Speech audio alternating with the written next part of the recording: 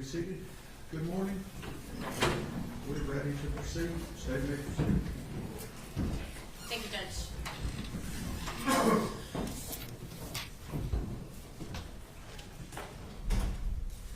Good morning, Special Agent Ross. Good morning. Going to kind of bring us back to kind of where we finished off yesterday. I believe you finished, you had just got done going over the evidence that was collected and seized at Tanner Horner's residence. Is that correct? Correct, yes ma'am. Okay. At that point, we were on December 2nd of 2022. Is that right? Yes. I'm going to bring us ahead to December 5th of 2022. Did you and your team do any additional crime scene searches or evidence collection on that day? Yes, we did. We were called back out to the to Weiss County to assist with searching 2 FedEx vans that they had seized as part of the investigation. And you say 2 FedEx vans. Why were there 2 vans? One of them was the van that he was arrested in, that he had been driving after the abduction, and then the other van was believed to be the van that he abducted Athena in. If in my question, if I refer to one van as the arrest van and one van as the abduction van, would that make sense to you for Yes, evidence ma'am. purposes? Yes. Okay. All right. I believe that you guys did the arrest van first. Can you tell me what you and your team did with regards to the arrest van? Sure.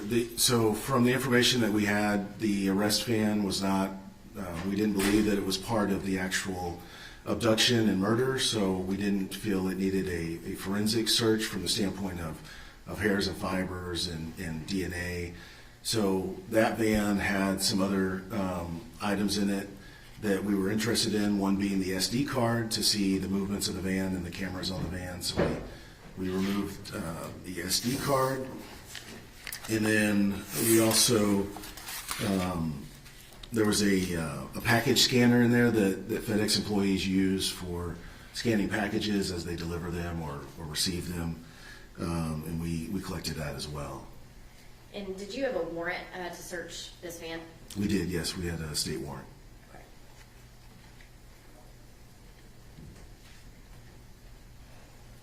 Your Honor, may I approach? Yes, ma'am.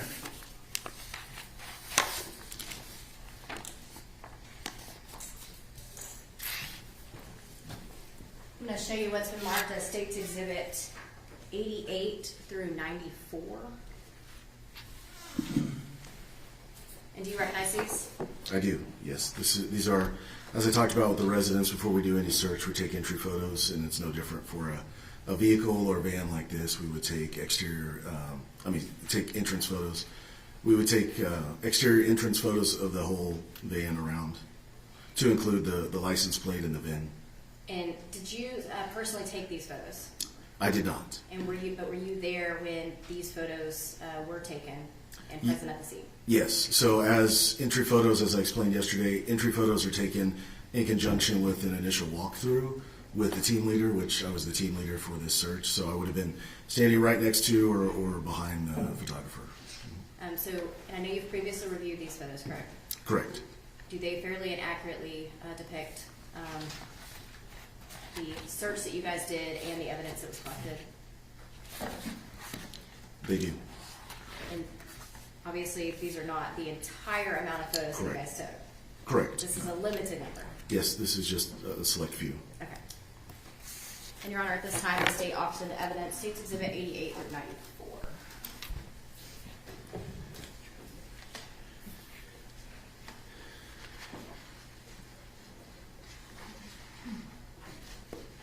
No objection, sir. State's Exhibits 88 through 94 are admitted. Thank you, Judge. And may we publish? Yes, ma'am.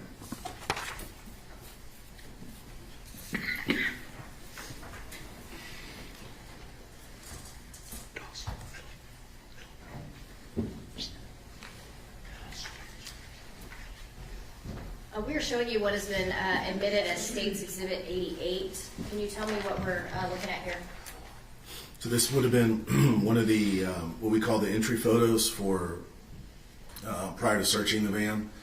As with the residents, we would have wanted to capture some identifying information, excuse me, with, that separates this van from any other van. So in this picture, you can see the license plate clearly displayed.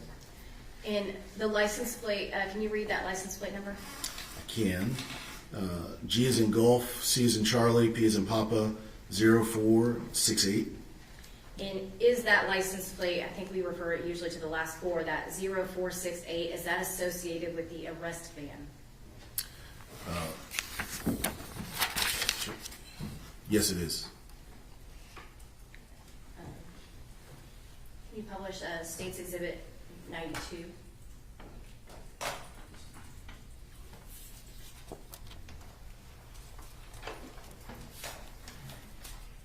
State's Exhibit 92. What are we looking at here? So this would be the van's, I believe, surveillance system that kind of the, I'm not a computer person, but kind of the brains of the surveillance system. And is this where an SD and a SIM card would be for that camera system? Yes. Can you publish State's Exhibit 93? And what are we looking at here? So this is the SD card that was collected from that arrest van. And if you zoom in a little bit, is there a specific number listed on that SD card? There's the size, the 128 gigabyte, and there's also what appears to be either a serial number or I think we called it a serial number. And I'm going to go ahead and show you what has been admitted as State Exhibit 94.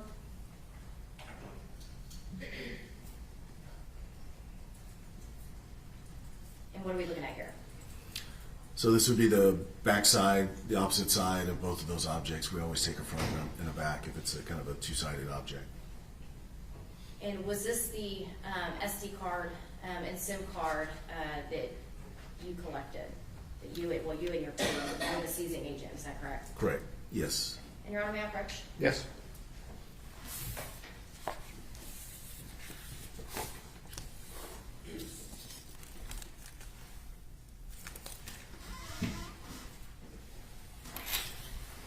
I'm showing you what has been marked as State's Exhibit 95. Have you seen this item before? Yes. Can you tell me what that is? So this is the SD card that's photographed. It's photographed in Exhibit 93. Is there a license plate number listed on that item at any point? No, there's not. Actually, up here in the corner. I'm sorry. Normally it's down there, but yes, it is up there in the upper right corner. And what does that say? It identifies it to that vehicle that we also have the photograph of, as well as the date. And is that 0468? It is, yes. And can you publish State's Exhibit 93?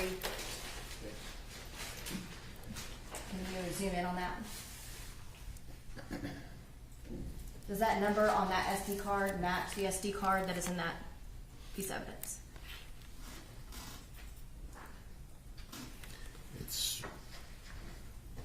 Yes, it does. And other than,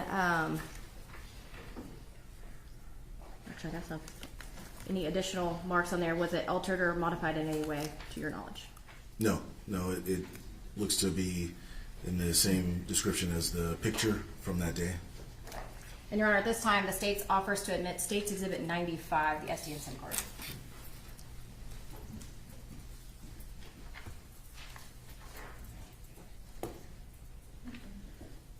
Hearing none, no objections.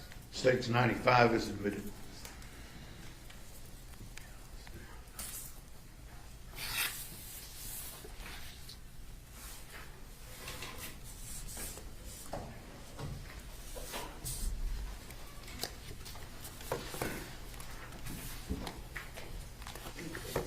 You may have taken a few more pictures and then collected a few more items from that arrest van, but was that the main item that was collected from that 0468 arrest van?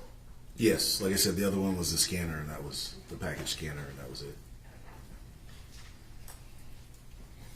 Now, on December 5th, 2022, did you also look at the, again, we're going to call the abduction van? We did, yes. And what did you and your team do on that? So that van was inside a sally port or a car garage area at the Wise County facility, and it was loaded with packages, and it was definitely the van that he was driving on the day of the abduction. So we wanted to process it for forensics, meaning hairs of fibers, blood, DNA, whether that's semen, vaginal fluids, saliva. So in order to do that, we would, as I talked about yesterday, we would go ahead and suit up in our Tyvek with our booties, take our entry photos, and start unloading the van so that we could get to the back of the van and do our forensic search. And as the team lead, were you there when the complete search was done and when these photos were taken? Yes. And Your Honor, may I approach? Yes, ma'am.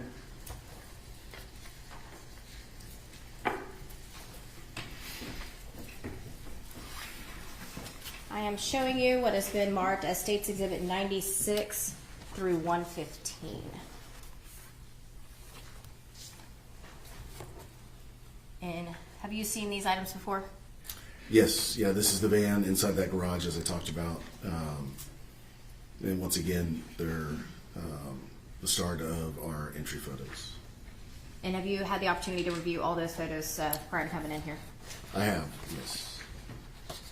And do these photos fairly and accurately depict the search and the evidence collected on December 5th of 2022 in the abduction van? They do, yes. Your Honor, at this time, the state offers into evidence States Exhibit 96 through 115.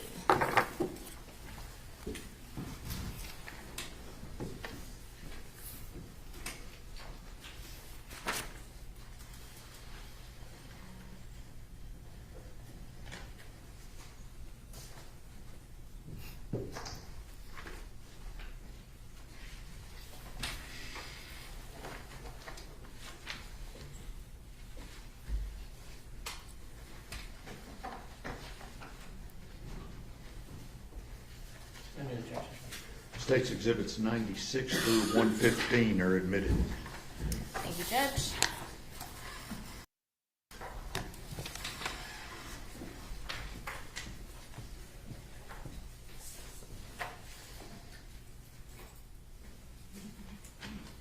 Have you published a States Exhibit?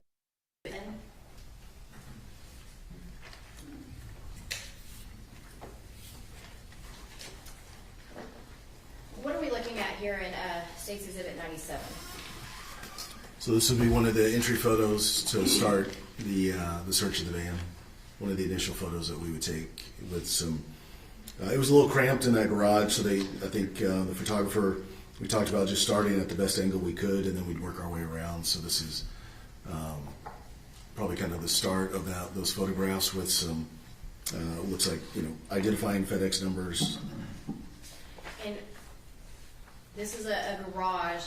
Is this at the Wise County Sheriff's Office, or where is this at? It is, yes. And is it a secured and locked location? It is. And it's also important for it to be inside the garage for not only security and control, but as we do our search, we have to have a dark environment to do an alternate light source, which we did in this case, and so we have to be able to turn off the lights. Okay. See States Exhibit 99. Showing you States Exhibit 99. What are we looking at here? Like just identifying one of the cameras that's on the vehicle. And you published States Exhibit 102. If you zoom in, is there a license plate in this photo? There is, yes. And what is this license plate on this van? It is N as in November, R as in Romeo, 4995. And is that license plate the license plate of the abduction van? It is, yes.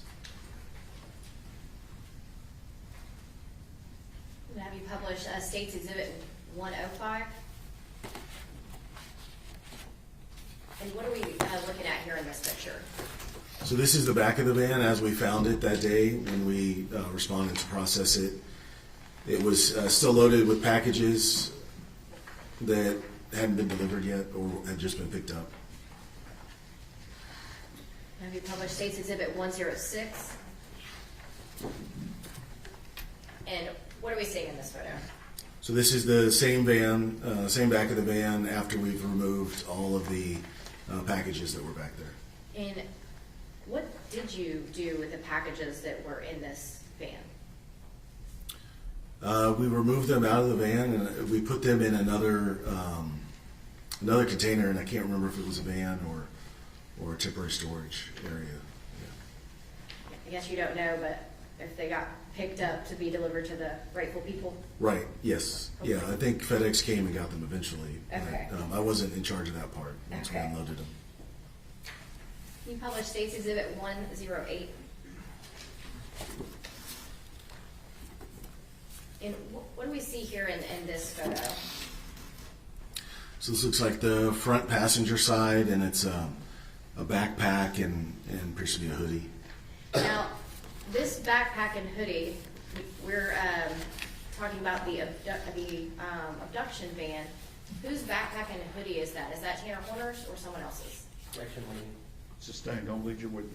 Whose backpack is that? It's unclear, but we did know that Tanner Horner was not driving the vehicle when it was seized at the time. So our assumption there was that it was the current driver's. I don't have his name, but not Tanner Horner's. And in the, can you zoom in on that? Can you zoom in a little bit?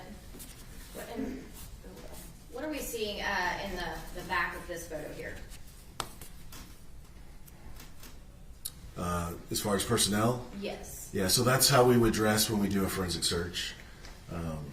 So we have our Tyvek on with the hoodie, and they have probably started processing, or at least getting ready to do the vacuuming.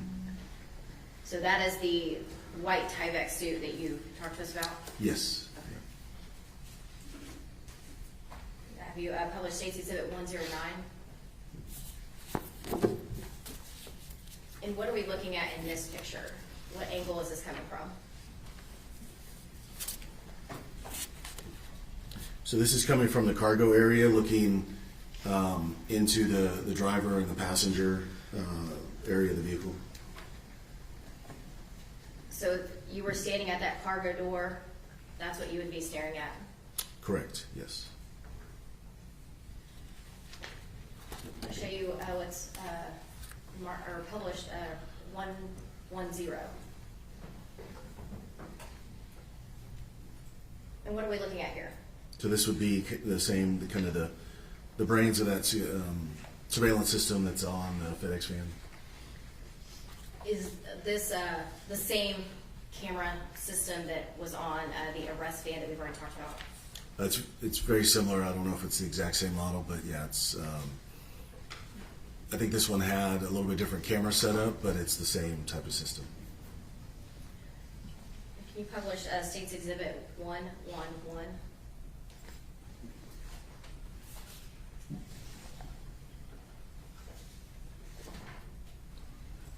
And what are we looking at here? So that would be the SD card that was in the system itself from the other picture. The front portion of that SD card? Correct, yes. And I'm going to show 112. And what are we looking at here? The back side of the SD card, and the white thing is the SIM card, but the SD card is the black one that we took the front and back photos of. And Your Honor, may I approach? Yes. Mr. Weary, if you can go ahead and put it on. Yeah, thank you. Already had you.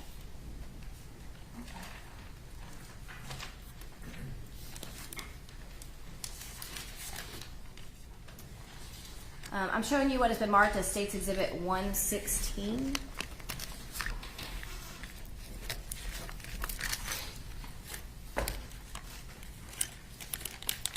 And do you recognize this item?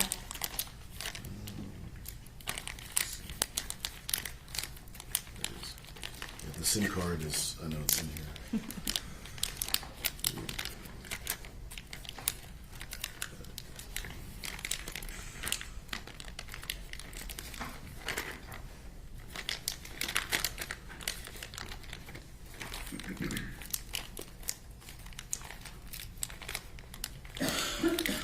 There it is, yes. Yeah. It is in here, but there are also some thumb drives, but the SD card is in here. And I'm going to have you read the front of the package first. What is the license plate number on this package? It is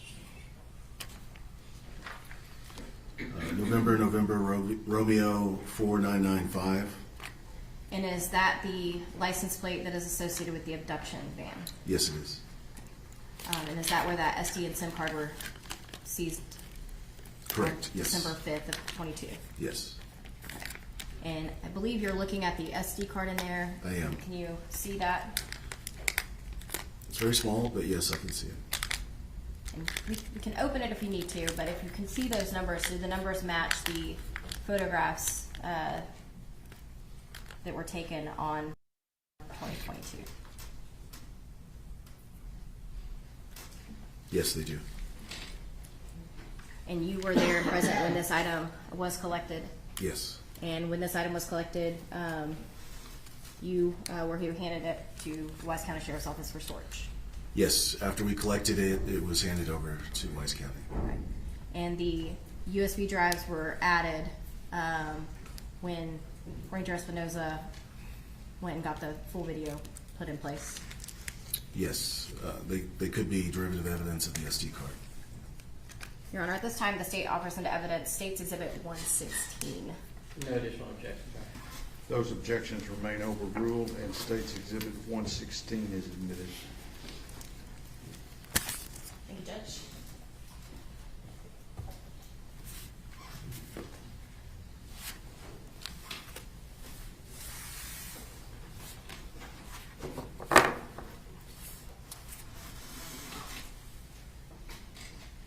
In finalizing this search on the abduction van on December 5th of 2022, was there any additional evidence that you guys collected at that time? For the abduction van, we did take some forensic vacuuming samples. So when we do that, we have a vacuum that has a clean filter on it, and we vacuum in quadrants. And so we'll vacuum like the driver's side, and then we'll get a new filter, change gloves, go over to the passenger side, take vacuums, and then we'll vacuum the back cargo area as well. And then after doing that, we would do fingerprinting. So we would look for latent prints around the vehicle. If we see any obvious ones, we can take photographs. Otherwise, then we start dusting. And I believe we did dust the frame area that looks into the driver and passenger side from the cargo area. So we lifted some prints there. And then there was a couple of areas where we took some swabs as well. So we do swabs for DNA, and we can do whether it's touch DNA or whether it's actual bodily fluids. It's the same swab that we would use to collect that. And to your knowledge, was there any real evidentiary value of any of those items? On that day, I don't believe so. Not that I'm aware of. Right. Yeah. To kind of move you ahead. So after December 5th of 2022, was your FBI ERT team asked to do anything additional with regards to this investigation for Athena Strand? Yes, we were asked to come back out and reprocess the abduction van. And do you recall when that was? That was on January 6, 2023. And why were you asked to come back out? So when we processed the van the first time, we have forensic flashlights that emit a blue light at a wavelength of 455 nanometers, and so that's a good enough wavelength to process the scene for bodily fluids, or you can see cleaning supplies with that. But sometimes, if things have been cleaned up well, that the strength of the flashlight isn't quite strong enough. So we have another system that we have back at the office that, in discussion with our FBI lab folks, thought that might be a better option for us to process there. So we decided to, in coordination with Wise County and at their request, come back out and reprocess the vehicle with a stronger, basically a stronger flashlight, forensic flashlight. And at that time, were you aware that Tanner Horner attempted to clean up that abduction van? Objection. Hearsay. Overruled. So as part of the discussions for redoing or reprocessing the van, Wise County mentioned that when we did it on December 5th, there was still a lot of information from the interviews, and the autopsy hadn't been processed yet. So as those items came in, it allowed us to have more information to reprocess the van. Your Honor, may I approach? Yes, ma'am.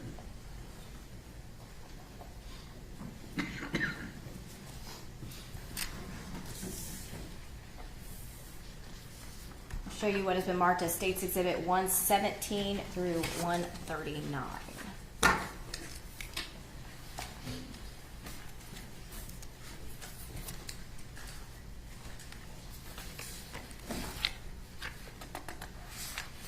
And have you been able to review all of these prior to coming in today? I have. And do you recognize what these are? Yes, And what are this is the entry photos and item photos for that search on January 6th. Along with the sketch, photo of the sketch and the items seized. And were you present when these photos and this search were conducted on that day? I was. And do these fairly and accurately depict what you saw during that search and the evidence collected? Yes. Your Honor, at this time, the state offers into evidence State's Exhibit 117 through 139.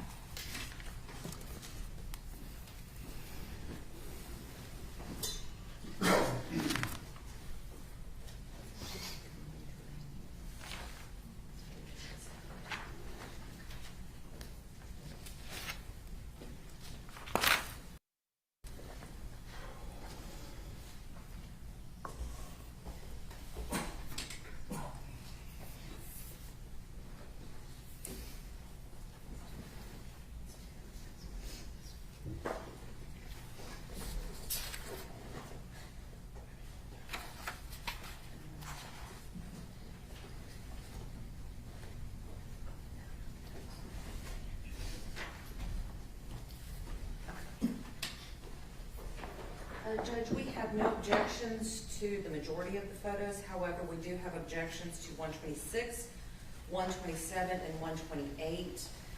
For 126, the proper foundation has not been laid, and the officer has not testified to any personal knowledge of that document, and I apologize, it's 126, not 128. As for 127 and 128, these fall under a police report. And I'm sorry? These are part of a police report, and Okay. therefore they're hearsay with no exception. Let me see, 126, 127, 128.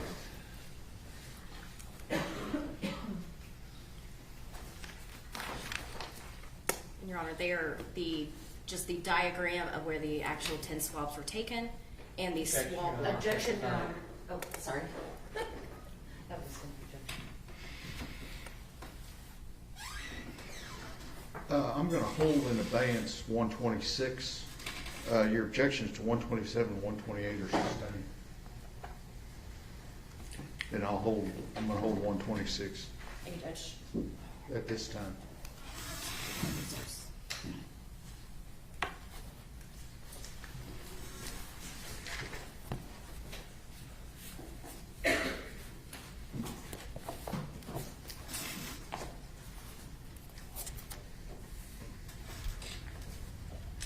Have you published States Exhibit? And all the oh, other, I'm sorry, I'm sorry. Ms. Jewell, Oh, then I'll states print it. 117, 118, 119, 120, 121, 122, 123, 124, 125, and then 129 through 139 are admitted. Thank you, Judge. Yes, ma'am.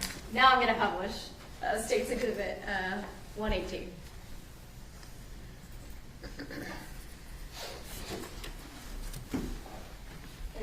And, what are we looking at here in this photo? So this is the what we're calling the abduction van, again, with the back cargo area still cleared out as it was when we left it from December 5th. I'm going to have Mr. Berry zoom in a little bit on that. Your Honor, may we approach real quick? Yes.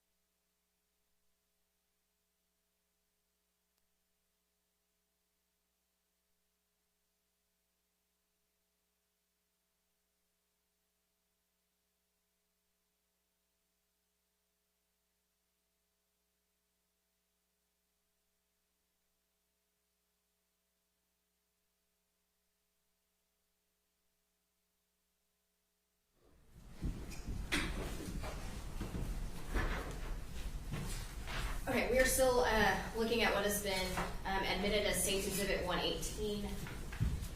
And this license plate, can you read that off? Yes, November Romeo 4995. And is that the license plate that is with the abduction ban? It is, yes. Okay. Now, published States Exhibit 122.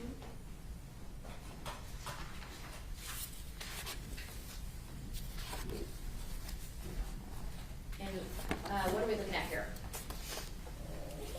So these are tie-down straps that we found in the back of the van, and they were laid like this for purposes of photograph. And why were you looking at these tie-down straps? After discussions with Wise County and some of the investigators, it was determined that Objection here, sir. Sustained. Rephrase your question. You can move on, Your Honor. States Exhibit 123. And what are we looking at here? so these are green bungee cords that were found in the van. And did you have any additional information that would make you want to look for any of these types of items? Yeah, as we started processing this van, we were told. Objection here, sir. Officer, don't testify as to what other people told you. Objection sustained. And did you process these green bungees and collect these? Yes, we did. Show you what states, or actually, just want to hold on that, Mr. Berry. Your Honor, may I approach the witness? Yes.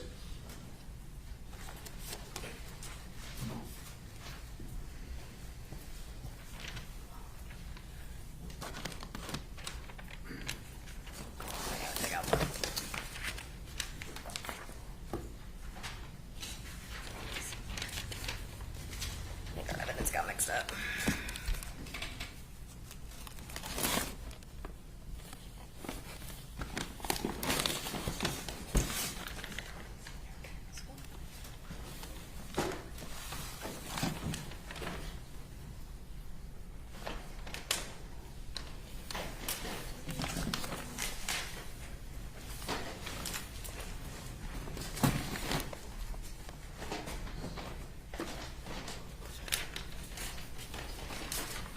I'm showing you what has been marked as State's Exhibit 142.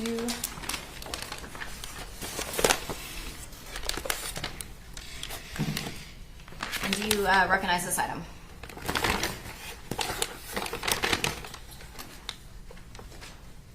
I do, yes. And how do you recognize it? So it has item number 2, which matches our labeling nomenclature as well as all the other items on the bag. The description is listed as green cords with the number 3 beside that. So, And other than any lab processing, has it been altered in any way, to your knowledge? no. And were you present when this item was seized, and were you considered the seizing agent? Yes. Your Honor, at this time, the state offers in evidence State's Exhibit 142.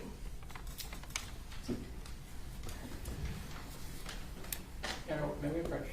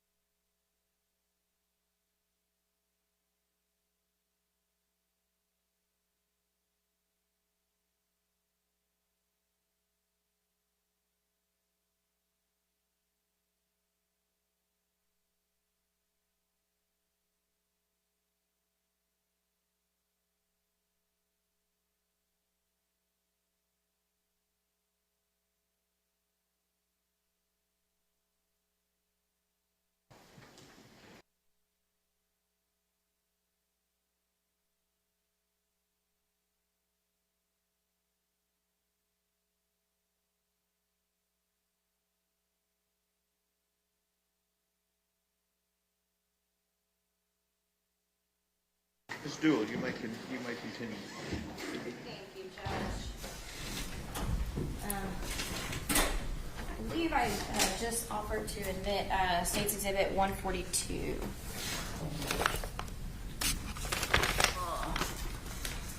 Any objections other than those previously mentioned to me, Mr. Goble? There you go. All right, States 142 is admitted. Thank you, Judge.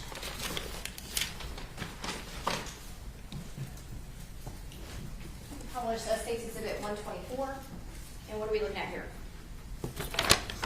So these are what we call black bungee cords or black,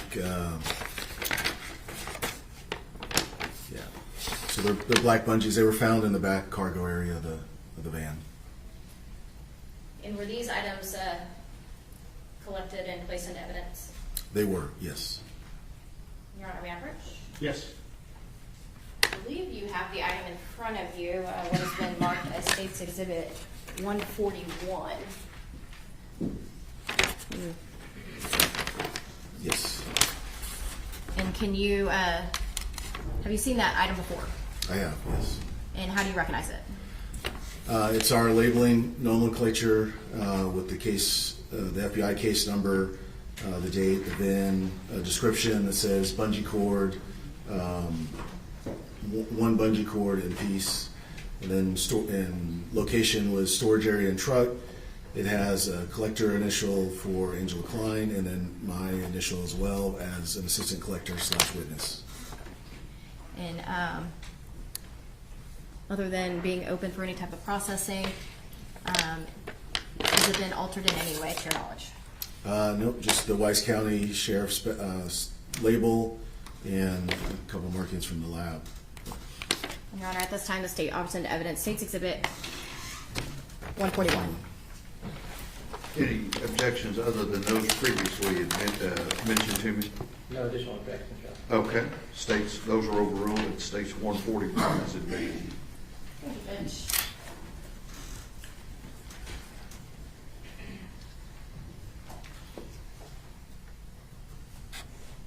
You could publish 129.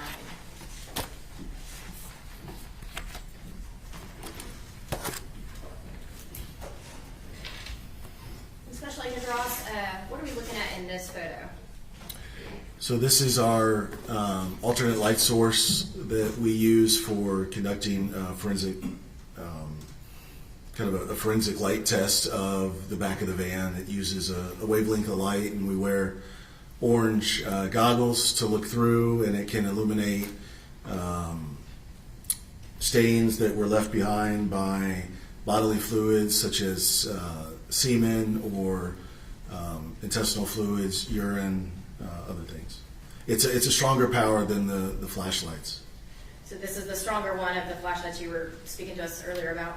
Correct, yes. And in this photograph, you can't photograph it with a naked eye or a naked camera. You have to have filters and everything. So we leave it in place when we're taking the photograph to show kind of where the stain was.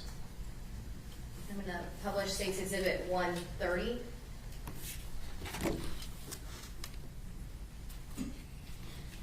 And what are we looking at here?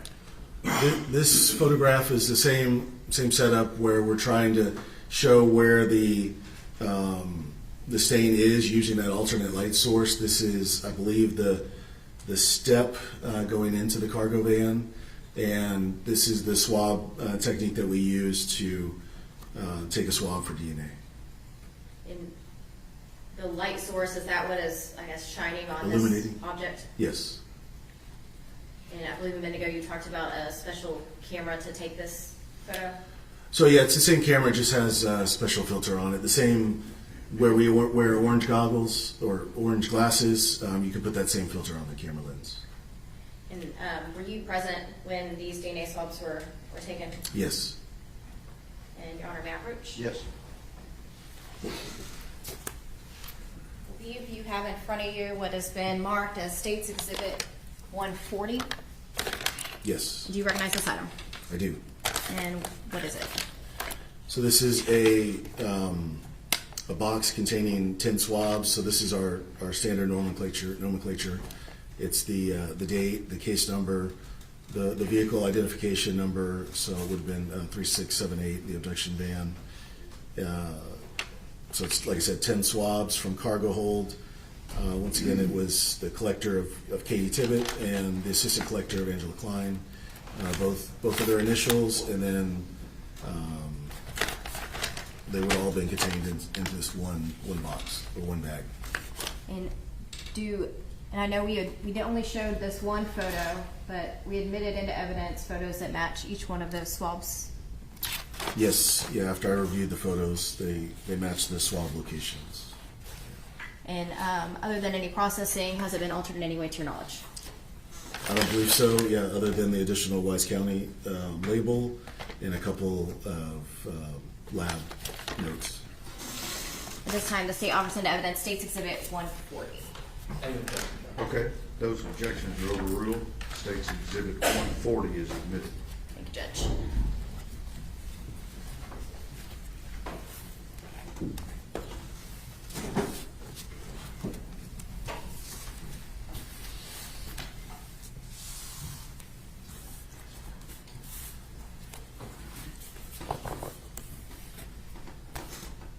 After the search on January 6th, did you with the FBI or ERT team, did you do any additional searches at that time, or did that conclude?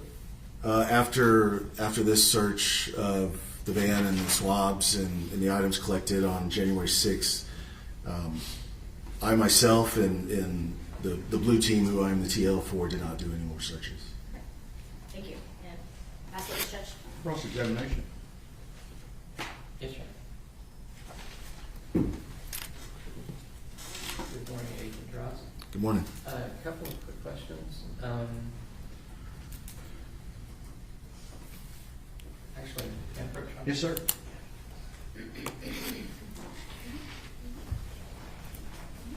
I'm going to hand you what's in marked defense exhibits 6 through 10. Steve?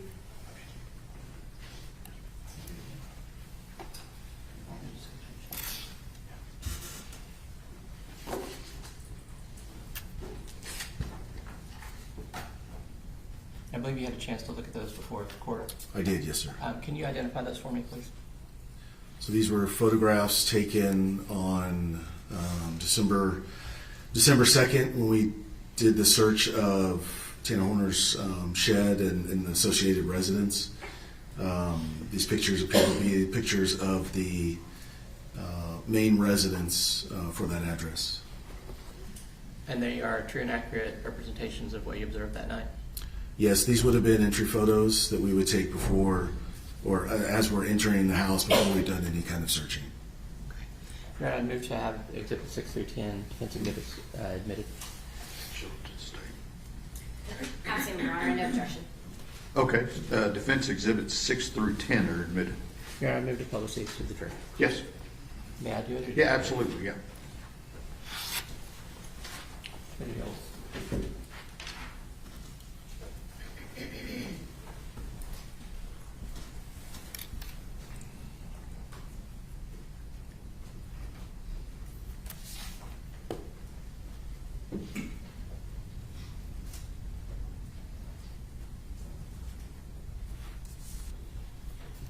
Just to clarify, those are pictures of Jackie Harbison's residence.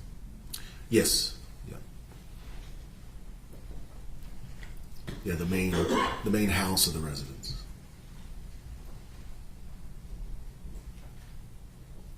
Do you know her relationship to Mr. Horner?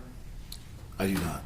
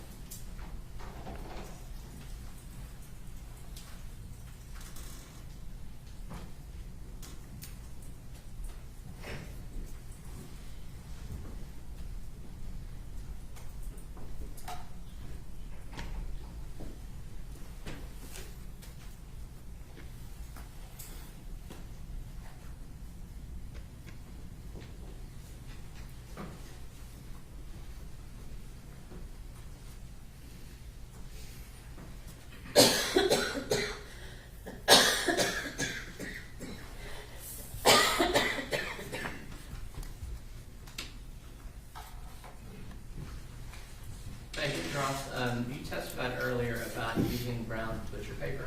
I did, yes. Can you tell me again why that's important when handling evidence? So when we remove evidence from its found location, sometimes due to environmental conditions or lighting or something like that, we have to move it to an area that would be better suited to take those photographs and also the scale photographs. So in order to preserve the integrity of the evidence, we place it on a clean sheet of butcher paper. We put down one butcher paper to protect us from the ground, and then so that one would be clean. We put down another sheet for each item so that that sheet could then be wrapped up and put in with the item. Sometimes, we have to move it inside if it's raining, or inside of an area that hasn't maybe been associated with that item. And you'll actually send the butcher paper with the item? Yes, sir. Yes, sir. That's why a sock would have a whole big bag, because we had a big wad of paper in with it to preserve that item. Absolutely. And I don't know if you remember or not, but on a couple of your photographs of the FedEx van, in addition to having the big FedEx logo, I believe specifically it states Exhibit 97 and 100. On the side there, it has a designation that it's a big top spin vehicle. A big what? Sorry. Big top spin, the company's name. I believe it says Contractor Services Program. Okay, I do not recall that in the photo. Okay. Now, when you showed using a light to show organic fluid, that light doesn't tell you what kind of organic fluid it is, does it? It does not. That's why we take the swabs. Now, as to those items seized, those were not collected by you. Which items specifically? We've got items 1 through 8. It looks like those were by Tippett and observed by Klein.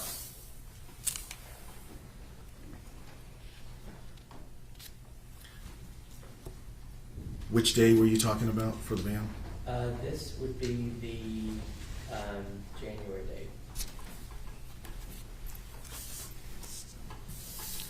January 6th. Okay. And are you referring to the swabs specifically, or? Yes. I don't have the item numbers in front of me, so.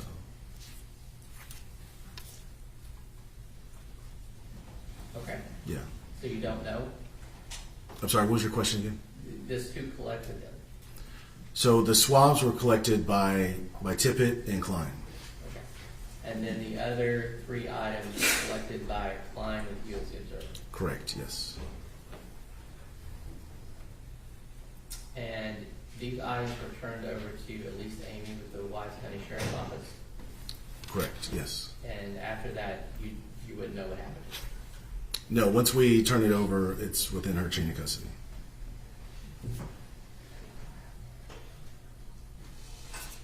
I'll pass it to John. Regret. Nothing further, Your Honor. May witness be excused subject to any potential recall? Yes, Your Honor. Yes, Judge. Thank you, Special Agent. Thank you, Your Honor.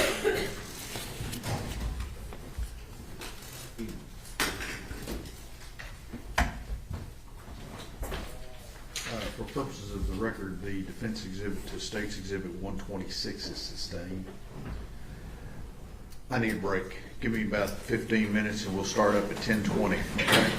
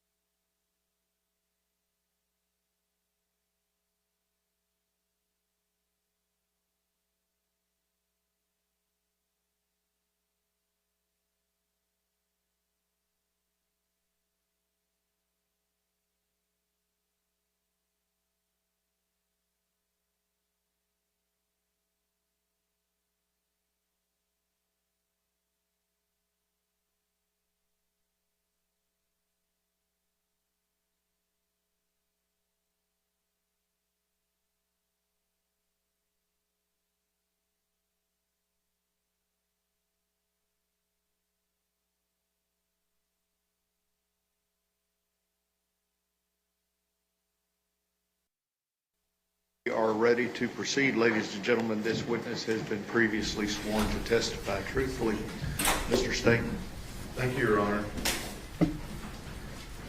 Ms. Amy, would you state your name and spell it for the court reporter, please? First name's Elise, A-L-I-S-E. My last name is Amy, A-M-E-Y.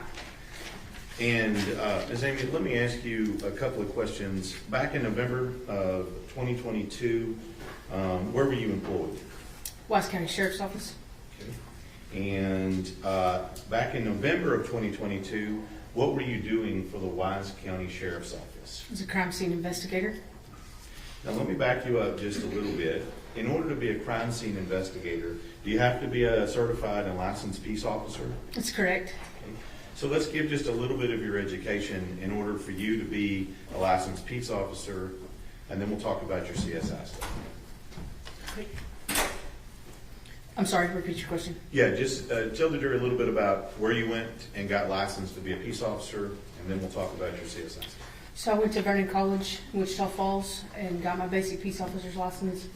And then I went through FTO training at the Sheriff's Office. And then once I got done with my FTO training, I spent probably 8 months total in patrol. And then I went and applied for the crime scene investigator sergeant's position, where I was granted that sergeant's position. And then through there, I became a advanced latent fingerprint investigator, and also a forensic investigator as well. All right. So let's talk about CSI. When did you get promoted to CSI sergeant? About 8 months after being on patrol. And did you have to have any particular additional training and other things to be a CSI sergeant? I did go through I went through the FTO program that they had at the Sheriff's Office, and then prior to becoming a full-time CSI investigator, I actually did it part-time as well. Okay. And during that time being a CSI investigator, were you under the supervision of other CSI investigators during that time? Yes, sir. And who was your primary supervising investigator during that time? Sergeant Brett Yaro. Sorry, say that again. Sergeant Brett Yaro. Okay. So Spell that last name for the court report. Y-A-R-O. first name Brett with 2 T's. That's correct. Is he also a sheriff's deputy at the Wise County Sheriff's Office? Yes, sir. And had he been there quite a bit longer than you? Yes, sir. And how long had he been in CSI when you made CSI sergeant? For an extended amount of time. A lot longer than you. Yes, sir. So, with regard to being in CSI, they don't just turn you loose just to do CSI stuff when you walk in the door, do they? No, sir. And during the time that you're in CSI, you said you went through an FTO program. Yes, sir. And does that stand for Field Training Officer? Yes, sir. And is that kind of like what you do when you're being a deputy and on patrol? Do you do a similar course of training? Yes, sir. It's like a probationary period. And so with regard to CSI and the Deputy Yaro being your primary, was he your primary supervisor through all of that FTO training? No. Okay, who else did you have? Each month I had a different phase that I went into whenever I was on patrol. So I would have one sergeant from one shift, and then we had 4 shifts on patrol. And so each phase I went through different shifts, and a different sergeant would be my field training officer. So with each of those, you would have to get checked off by each one of them. Yes. Is that same process is what happens when you get promoted to CSI sergeant with regard to CSI Deputy Yaro? Yes. Okay. And so with regard to CSI, were you allowed to simply just walk into CSI and start doing all this stuff? No. And in fact, when you're doing CSI work up until the time that you were allowed to be out on your own, are you supervised by somebody during that time? Yes, depending on the offense, yes. And so when we talk about CSI, are we talking about evidence collection, documentation, things of that nature? Yes. Are we talking about taking photographs? Yes. Okay. All the things that we might consider crime scene related, that's what CSI does. Yes, sir. Now, if we move to November of 2022, you said you had been in the position of CSI sergeant. How long in November of 2022? About that time, I was about 6 months into being a crime scene investigator. All right. And during that time, at the end of November 2022, you called to participate in the search for Athena Strand. Yes, sir. Okay. And when you where were you first dispatched to participate in the search for Athena Strand? The father's house And where is that? in Paradise, Cottondale area. Is it a rural area? Yes, sir. And do you remember when you went out there and you were tasked at that residence? Yes, sir. I was tasked that morning. That morning we had a briefing and with all of our investigators of what we were going to be doing that day. All right, I'm going to clarify that. Do you remember which day that was? Thursday the 1st. So on that first part of this, on that Thursday, what were you tasked with doing on that Thursday? So I was basically, my primary location was to be at the house at the residence. A bunch of our investigators separated with civilian search teams at that time. And if they found something that they needed to be documented or found like it was important, I would go and document it at that time. Okay. I'm going to ask you, when you got to the Strand home, what do you do like when you first get there? When I first got there, I got orders for what they wanted me to do. And then whenever everybody kind of broke off, I started documenting where I was and started my kind of initial investigation. Okay. And as part of that investigation, did you take any photos? Yes, sir. I initially took a video and then followed it up with photographs. I'm going to show you what's been admitted as states number 10. Okay. Is this one of your photos? Yes, sir. Okay. And this has already been admitted through Ashley Strand. Is that at the location we're talking about? Yes, sir. Okay. And you said you took a multitude of photos of that location. Is that correct? Yes, sir. Okay. And in fact, did you take pictures of this abandoned structure that we saw here? Yes. Okay. Did you take pictures of the Strand home? Yes, sir. Okay. Did you take pictures of all the surrounding stuff around it? Yes, sir. Okay. Now, let me ask you a little bit. At that time, that's what you were tasked with. Yes. Okay. On December 1st, 2022. Were you tasked to do anything else on December 1st, 2022? We're good, Mr. King. Thank you. Here. Just to, if somebody found anything, just to kind of document it, follow any kind of leads that what we thought could potentially be her and lead us into a direction. So at this point in time, as we've seen in the scene, was there a lot of searching going on at that time? Yes. Okay. Were there a lot of assets deployed, including law enforcement and civilians that were out searching for Athena in that general area? Yes. So were you tasked to do anything as part of that searching during that time? Yes. So, like I said, I took the video of everything, and then the FBI showed up that day, and they took their pictures, and we walked around the initial residence that you see in the front yard, and then we did our investigation into the back and also a shed. And at some point, were there items that may have come up during the search that you needed to take pictures of or document? Yes. And what kind of, just give a short example, what kind of things did you go take pictures of? A set of keys. I think we found boots, socks, things of that nature. So these were things that out in the search area They were very spread out. that people had located Yes, sir. that thought might relate to this investigation. Yes, sir. And then you went out and took pictures of it. Yes, sir. Now, at some point, was that the total of what you did on December 1st? Yes, sir. Okay. Now, let's move to December 2nd. What are you doing on December 2nd in the first part of that day?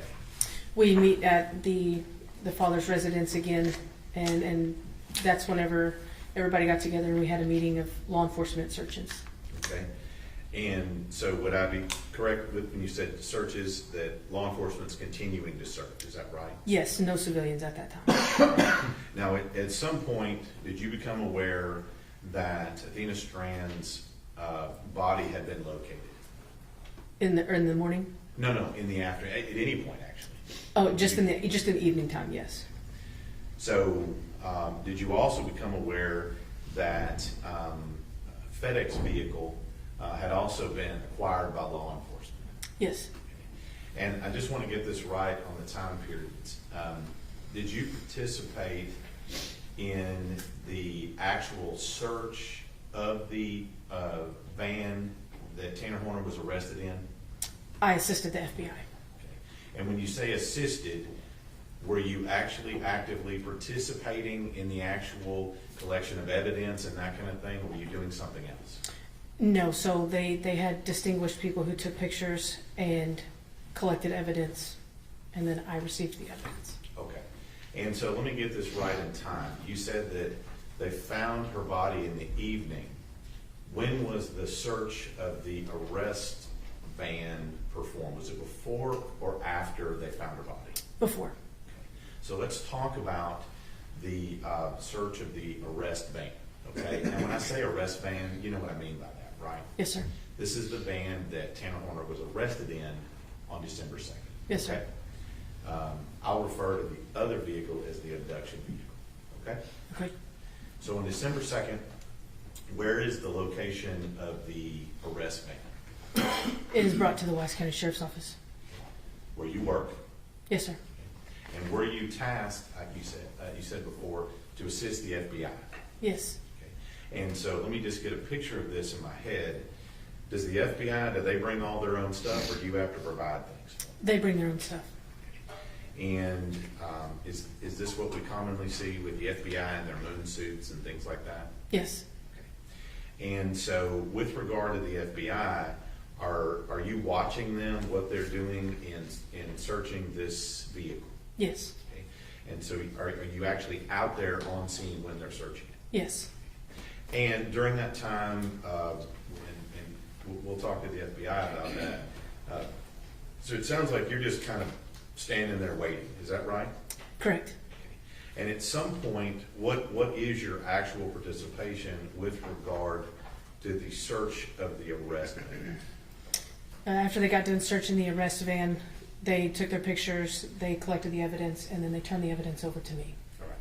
And when you say turn it over to you, is that like a physical turnover? They hand it to you? Yes. And then once they hand it to you, you can see we have some evidence out here. They hand you the evidence, and you've got it. What do you do with it at that point? I walk into our CSI lab and put it in our lockers. Okay. So from that point, your job, and I'm not trying to minimize your job as a CSI here, was to just physically carry the evidence from point A to point B. Correct. And did you open any of the evidence? No. Okay. Did you handle any of the evidence, take it out of any of the bags or anything else? No. So as the FBI left it with you, you placed it in your locker. Yes, sir. Okay. And did you have any other contact with regard to the search of the arrest van evidence from 12/2 of 22? Did you have any other contact with the evidence? No. Now, also, you mentioned that you were there at the recovery of Athena Strand's body. Is that correct? Yes. Now, it seems to me that somebody who had, I would say, fairly limited 6 months CSI experience. Objection, Your Honor, counsel is testifying. Sustained, rephrase your question. How long had you been in CSI when you attended the body recovery of Athena Strand? 6 months. Okay. And at that time, where was your field training officer, or let me just ask you, where was CSI Sergeant Yaro? He was out. He was out. Okay. Did he have COVID? Yes. Objection, leading. Overruled, she's answered. And at this point, you get tasked to do body recovery. Okay. So let me just ask you, is it just you, CSI Amy, out there recovering this body, or are there other people? No, so there was other people. Okay. And who were those other people? 3 other FBI agents. Okay. And was it just those 3 FBI agents, or were there other people on the scene as well? There was law enforcement up on the bridge and in the road, everybody who had been there with the search, and then there was 2 investigators, 2 FBI special agents taking pictures, and then there was the 3 FBI agents, and including myself for the body. And when you say, and I'm not going to go in depth into the body recovery, this is where is this where we physically remove her body from the water? Yes, sir. And is there a process by which we take to remove her body from the water? Yes, sir. Okay. And I don't need every detail, but just give us the short version of what it takes to recover a body from the water. So how we walked the scene. We got a good idea of where we needed to go, and because of the grass being grass and dirt and a mixture of certain things, the FBI did what they are trained to do, and I did. So I worked the top. So I worked the ledge where we placed her. We laid out a bag, and then we laid out a sheet. So once they removed her from the water and I laid her on the sheet, then that is where we documented any kind of physical evidence. So with regard to removing her body from the water, who performed that physical task? The 2 FBI agents in the water. And then you said once they get her out of the water, you prepared an area? Is that what I'm hearing? Yes, sir. So I prepared an area because it was dirt and gravel and rocks. So I prepared an area to where as soon as she came out, any kind of evidence would be preserved on the sheet. And at that time, are there people taking all of this happening? Yes, sir. Now, are you taking any pictures of all of this happening? No. And so why do we prepare the scene with the sheet and other things? Why do that? I was taught that you never know, so it's evidence preservation. It's the way we collect evidence, and at the time, bodies are it's a piece of evidence. And so at this time, does that occur? Does the FBI remove the body and then place it on your area where you have it set up? Yes. And at this particular time, you said there's a sheet? Yes. Okay. And what else is around the sheet or covering? Is there anything else around besides the sheet? Just the body bag. Okay. And so with regard to that, the FBI then removes Athena from the water.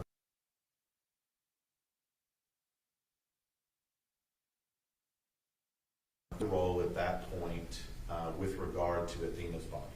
I asked the FBI to document Athena the way that I am trained, because that is how I do ours. We talked it out.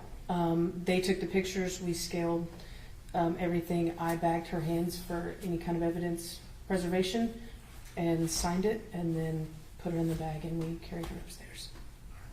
So let me ask you said something about bagging her hands. I'm going to ask some questions about that. What does that mean when you bag someone's hands? So we have brown bags. When you collect evidence, we put them in brown bags. Anytime there's a body involved, any type of DNA or anything that could be possibly on the hands, you put them in brown bags and then you tape them, and then that's kind of like you sealing your evidence for preservation. So that's what that means. Now, if you know, do you know where the Athena's body ended up from where you took it to where it ended up? Do you know where it ended up? Medical examiner's office. Okay. And when you have a body bag like that, is there a process by which you go about securing the body bag such that it's not tampered with or opened or anything else? Yes. So the last pictures of any crime scene, I asked the feds to take the last picture as well. Once a body is placed in a bag, we zip it up, and then we have body bag tags that follow that body. And so at our last pictures that we took were of the tag front and back. And you said pictures we took, not any pictures that you took. So That's correct. So we're on that scene. Do you do that? Do you tag the hands? Or bag the hands? Do you then seal up the body bag at that time? Yes. And at that point, and I'm just asking you physically, how does Athena's body in the bag go from where you have it on the creek side, if you will? How does it get to its next location? The four of us carried her up to the van. So when you say the four of you, I'm just going to clarify here, that's you and who else? 3 FBI agents. And then she went into some form of vehicle? Yes, the funeral home. All right. And from that point in time, did you have any more contact with her body or anything to do with that? No.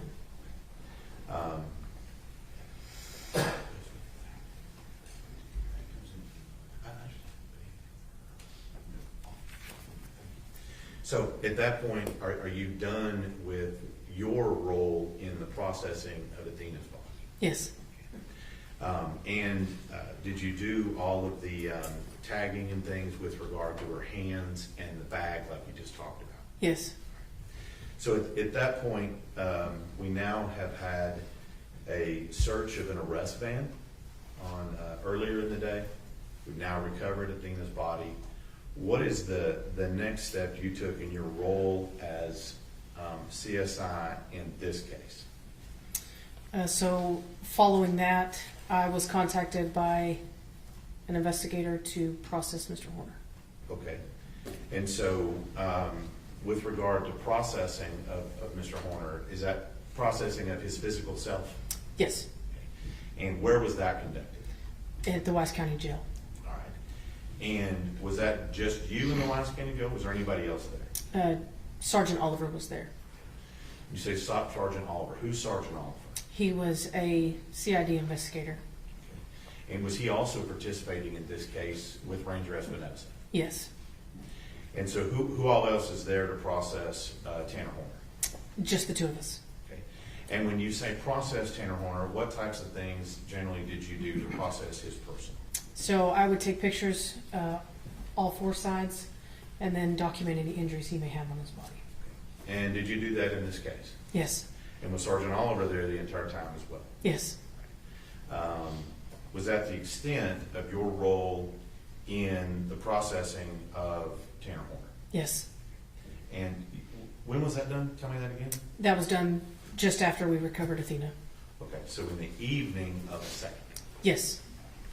All right, so now we've gotten to the evening of the second. Do you do anything else on the second? No. All right. When is your next time to participate in any capacity in your employment as a CSI in this case? May I look at my reports real quick? Sure.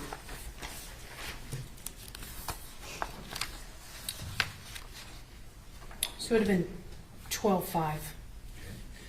So body recovery on 12/2, and then 12/5 is the next time you participate in this case in any capacity.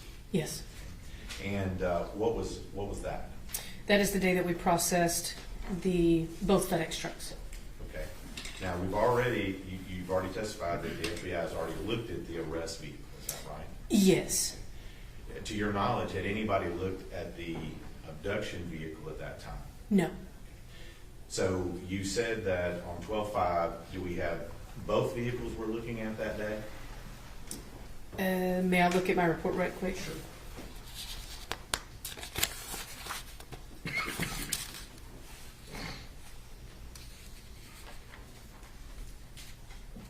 So we just did the van number 1, which you're calling the abduction van. Okay. And I was going to ask you that if you had a particular deal for it. So in your report, that's referred to as van number 1. That's correct.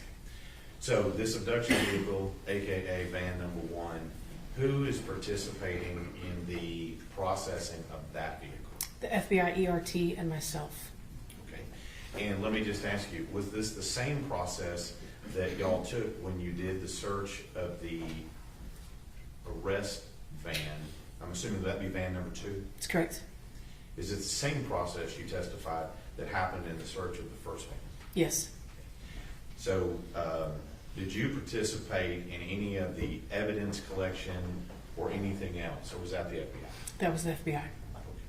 So anything with regard to collection of evidence, we would need to ask the FBI. Yes. Right? And your role, was it again what you testified before, essentially as a carrier of evidence from point A to point B? Yes. And any evidence that was collected in the van number 1, the abduction vehicle, did you do the same thing with it? Yes. And all of that evidence Did you open any of it or mess with any of it at that time? No. No. So at that point in time, so what do you do next? That's 12/5. What happens next? So on 12/15, I was contacted by our property manager, Paige Dobines, to meet her in her property room. Sorry, Judge, that was me.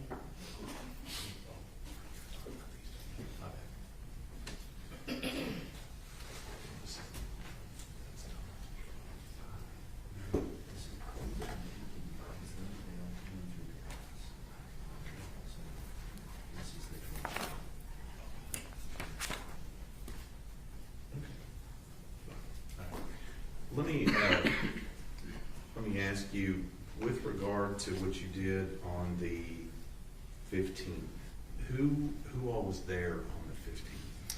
It was the victim's mother, or the mother's attorney, myself, and Sergeant Paige Dobines. And so, let me show you, Judge Mann. Yes.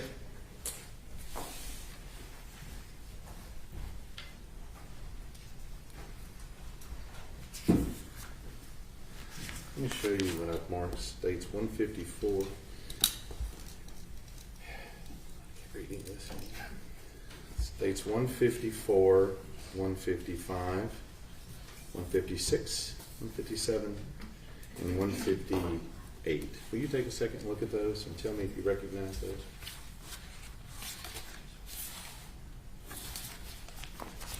Yes, Okay. And who took those pictures? I did.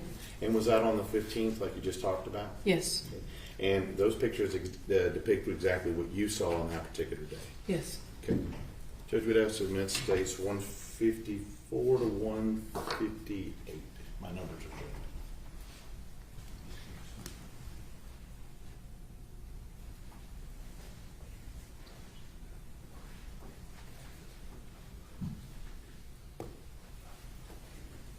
No objection. State's exhibits 154 through 158 are admitted. And let me ask you, this particular time when they arrive, just give us a general description of what they brought you and what was in the box. So when I arrived into our conference room at the sheriff's office, I was met with them, and there was a Walmart package on the table. Okay, cool. And can we? Yeah, this is just one. Oh, actually, no. Pause right here. This particular box that we see in this exhibit that we already have up here, states number 10. Is that the same box that you have in those pictures in front of you? Yes, And so that box, I guess, went from that scene to you at this point on the 15th. yes, Did the box appear to be in the same or similar condition as when you saw it here? yes. And let me ask you.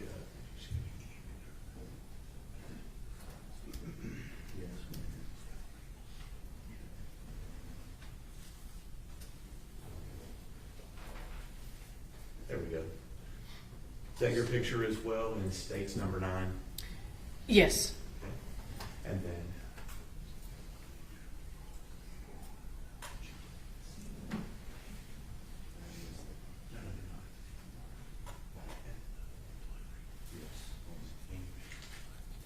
So when that gets there, is your only role with that box just to take some pictures of it? And to collect it as evidence. And when you say collected as evidence, what does that mean? So I document the box, I document what's in the package, and then I package the box up into a Wise County Sheriff's Office bags and seal it. And so is this your picture as well in states 155? Yes, And is this what's in the box? yes. And Judge, may I approach? Yes.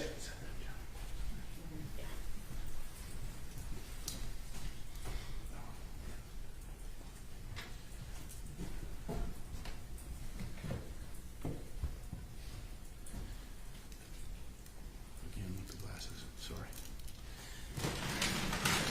show you what's been marked states 159. You recognize that? Yes. Okay. Let me ask you a couple of questions about it before we get into it. When you take in evidence and you document evidence, do you put a tag on it? Yes. Okay. And that tag, is that your tag that's on that? Yes. And also, is that some of your writing also on that box? This is Sergeant Yaro's writing. Okay, but you collected it, That's correct. okay? And did you physically put it in that bag? No. Okay, were you with Sergeant Yaro when he put it in the bag? I was off that day. Okay, so when you say you collected it, what do you mean you collected it? So as soon as I collected the evidence, I took it to locker number 1 in Page's property room. Okay. When you say Page's property room, is that our evidence? Yes. So you took it physically Yes. and you took it to property? Yes. And it was later actually placed in a bag like this? Yes. By who? By Sergeant Brett Yaro. So the item that's in that, do you know what's in that bag? Yes, sir. Okay. And is that the item you collected? Yes, sir.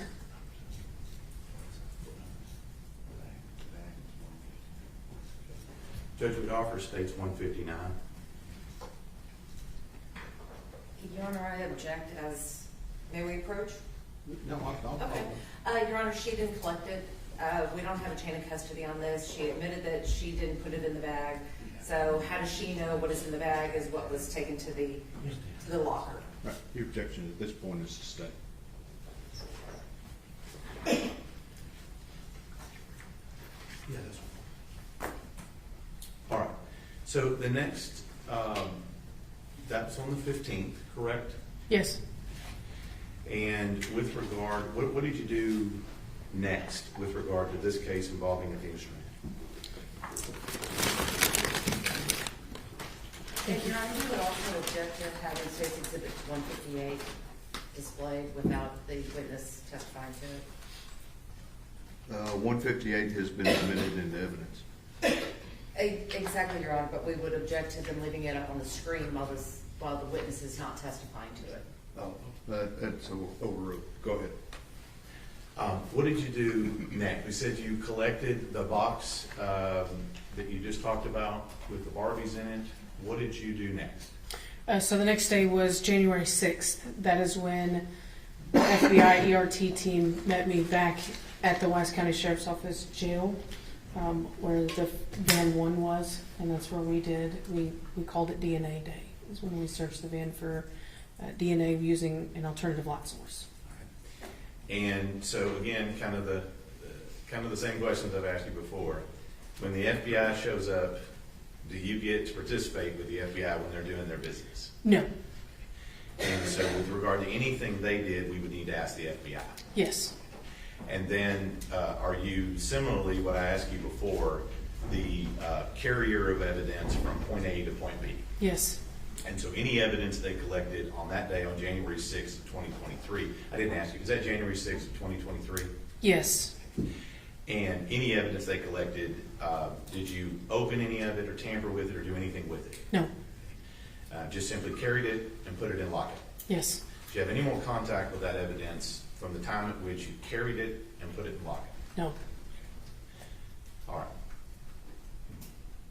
What do you do next?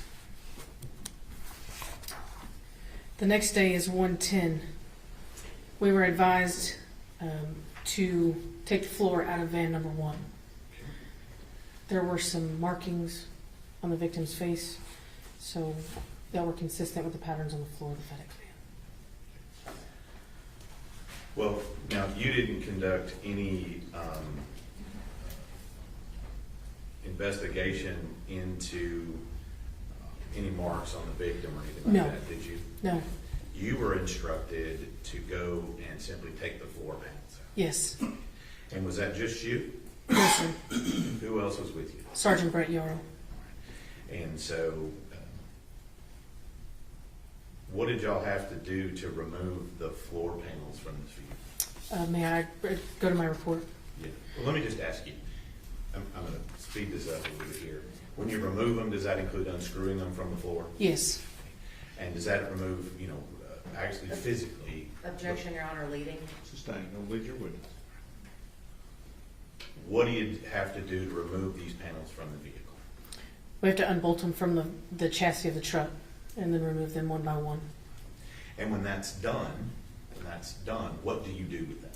We bagged them in brown paper since they were so big and they were in 5 or 6 different pieces. We'd have to bag them separately, and then we tagged them with our initials.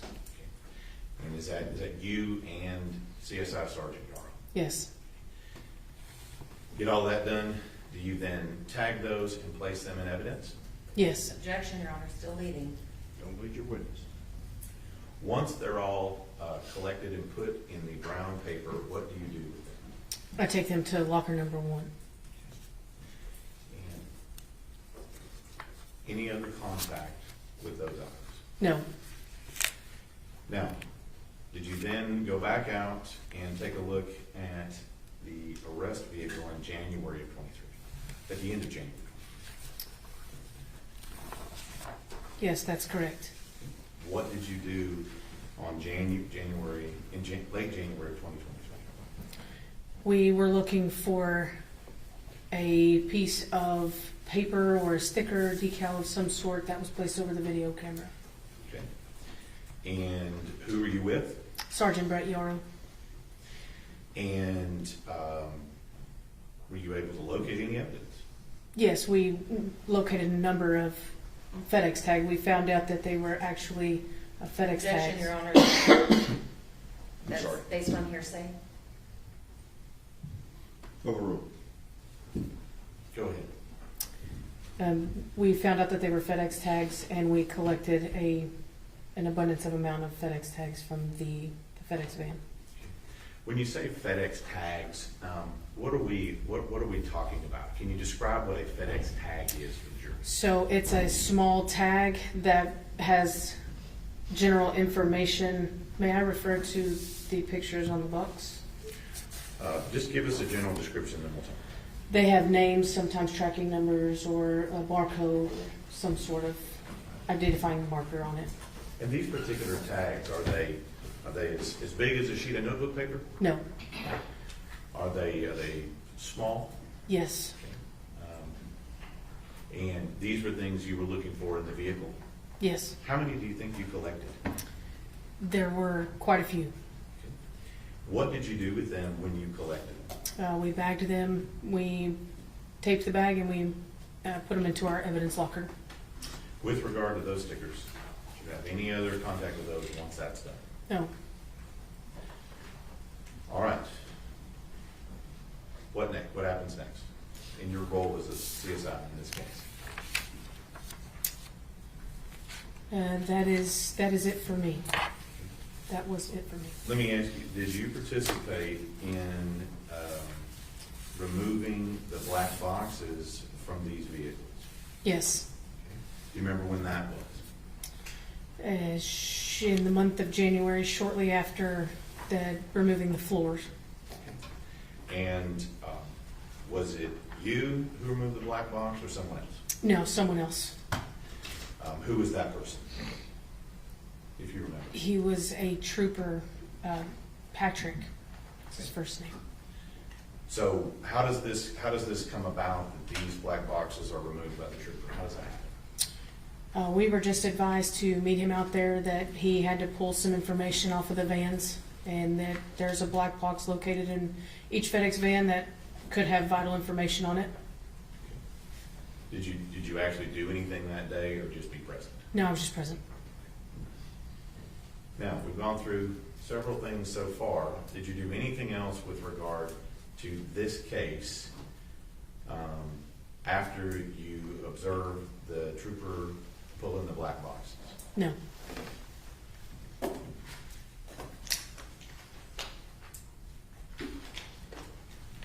That was at the end of February of 23, is that right? I'm not really for sure. It was around the January, February, yes. So at that point in time, are you still employed as a CSI sergeant at that time? Yes. And between the rest of that time, and I guess I ask you, I don't see you in uniform. You're no longer employed by the Wise County Sheriff's Office. Is that correct? That's correct. And so when was your last day at the Sheriff's Office? In October of 23. Okay. So how many months is that after you were done participating in this case? 7, 8. 7 to 8 months after this. Let me just ask you, were you fired from the SO, the No. Sheriff's Office? No, sir. Did you resign? Yes. What is your status with the Texas Commission on Law Enforcement? I am no longer a basic peace officer. Okay. And when you resigned from that, what was your designation when you resigned? Honorable or dishonorable? Honorable. Now, I'm going to ask you about this because I'm sure the defense will in a minute. At some point after this, did you have a little bump in your CSI career? Yes. And let's talk about that. Were you participating in an investigation into another murder committed in Wise County Yes. when this incident occurred? Yes. And was that also another murder that was charged as a capital murder? Yes. When did that murder occur, if you remember? In June 2023.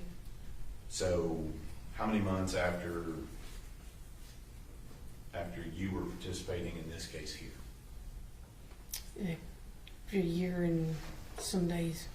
You said how many? Oh, I'm sorry. It was in 22. It was, I don't know. I'm not counting. Several months. Several months. And so what we're talking about here, and I'm just going to get into it here with you, was there an incident involving photographs that were taken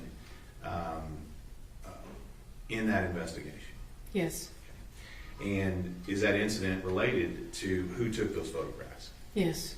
And as far as your being, were you disciplined with regard to these photographs? Yes. So let's talk about that. What was the standing order when you went out on that scene with regard to who was supposed to be taking photographs? I had an intern with me, and the intern was not supposed to take pictures. Okay. And at that point in time, did you allow the intern to take pictures? Yes. Okay. And do you know how many pictures it was? A handful. And at that time, was that the standing order by the patrol captain at that time? Yes. So you didn't do what the patrol captain told you to do. That's correct. That's not good, is it? No. Now, the problem came up, you were asked later on if you had let that particular intern take those handful of photos. Is that correct? Yes. And what'd you tell them? Told him no. Okay. That's not true. It's correct. And that caused you some problems at the sheriff's office, didn't it? Yes. Are you proud of that you said something that wasn't true? No. But you did. Did you eventually tell your superiors that what you told them wasn't true at that time? Yes. And at that point in time, once you told them that it wasn't true, no longer get to be a CSI. It's correct. But you weren't fired. No. What was your duties after that? I moved back down to patrol. And you did that until you resigned in October of 23. Yes. Now, that incident happened after the one we're talking about here, correct? Yes. And other than that incident, do you have any other issues with regard to you not being accurate and truthful with your superiors? I'm sorry, can you repeat that? Do you have any other incidents where you were not truthful with regard to your superior? No.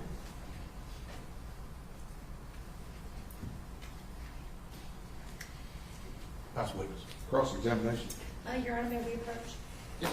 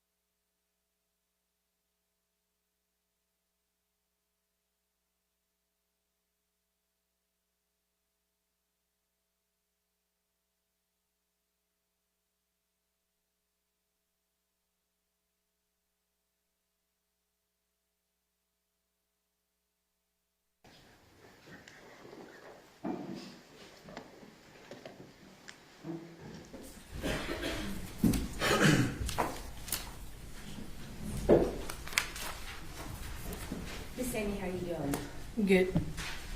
I want to ask you a little bit about your job as an evidence tech. So your job when you were with the Wise County Sheriff's Department was to collect evidence at scenes, Yes, ma'am. and it was to photograph evidence at scenes. Yes, ma'am. And you would agree with me that when you have a criminal offense, especially something like a capital murder, that collecting evidence is a must. Yes, ma'am. And when you go out and collect evidence, a lot of what you collect would be the physical evidence, is that correct? Yes, ma'am. And it's important to collect all the physical evidence. You agree with me on Yes, that ma'am. one? Because physical evidence are objects that might establish that a crime had been committed, Yes, ma'am. could provide a link between the crime and the victim. Yes, ma'am. And it can also provide a link between the evidence and the suspect, right? Yes, ma'am. But would you agree with me that it could also exclude suspects? Sure. So when we're collecting evidence in a case, the priority is to do it properly. Yes, ma'am. And special care needs to be taken when collecting all evidence. Yes, ma'am. And again, with the capital murder case, we have to be, take it up that extra notch. Wouldn't you agree? Yes, ma'am. Because someone's life is on the line in that case. So we want to make sure that everything is done correctly. Yes, ma'am. So when you collect evidence, at the time that you collect the evidence, you don't know whether there's going to be a guilty or a not guilty plea, do you? No, ma'am. Because at the time you collect the evidence, 9 times out of 10, the case hadn't even been filed yet. That's correct. So would you agree with the proposition that you should treat every case when you go out into the field to collect evidence as if that case were going to go to trial? Yes. And so when you go out to collect evidence, it's important to do it properly because you don't want any contamination. That's correct. And explain to the jury what contamination is. So anytime if I am collecting something from a crime scene, I need to have proper gloves on, you have to dress properly. If I need to wear booties in this crime scene, they go over your shoes, then I have to wear that. Anything that I can bring outside in or inside out. Why is that important? Cross-contamination can ruin evidence. And cross-contamination can happen in a variety of ways. Would you agree with that? Yes. That if you're not wearing proper gloves, that if you were to pick up something and hand it to someone else, your DNA could be on that item. Yes. And so when it gets placed into evidence, not only has that piece of evidence been contaminated, you could have destroyed any other evidence that may have been on there. Yes, ma'am. All right, so when I picked up my glass and talked about leaving my DNA on that glass, is that what we're talking about when we're talking about contact DNA or trace evidence or something like that? Yes. And every time someone handles a piece of evidence, it's possible that new physical evidence could be deposited onto it, right? It's possible. And that's why we wear gloves. Yes, ma'am. And that's why we wear the booties. Yes, ma'am. And why we wear the protective gear. And why when collecting evidence or viewing evidence or doing anything like that, it's important to have a clean area to place that evidence on. Yes, ma'am. And when you have that clean area to place evidence on, not only do you want the table clean, but you want to put butcher paper down or some sort of protective barrier there, right? It's possible. Yes, ma'am. And so sometimes that when evidence is being handled, a tech may inadvertently contaminate a piece of evidence. Do you agree with that? It's possible, yes, ma'am. Yeah, and not doing it on purpose. Yeah, accidents happen. But that's why why it's so important to have that protective gear. Because if you don't have the gloves on, you might have the contamination by touch DNA. Would you agree with that? Yes, ma'am. If you don't have a mask on, you could sneeze, you could drip sweat, you could have any sort of respiratory fluids that come out, may contribute to additional DNA on an item. Yes, ma'am. And the tools that you use, each of those tools, proper procedure would tell you that you don't use the same tool twice. Correct. Or you don't use the same tool twice without disinfecting it and cleaning it properly between each use. Yes, ma'am.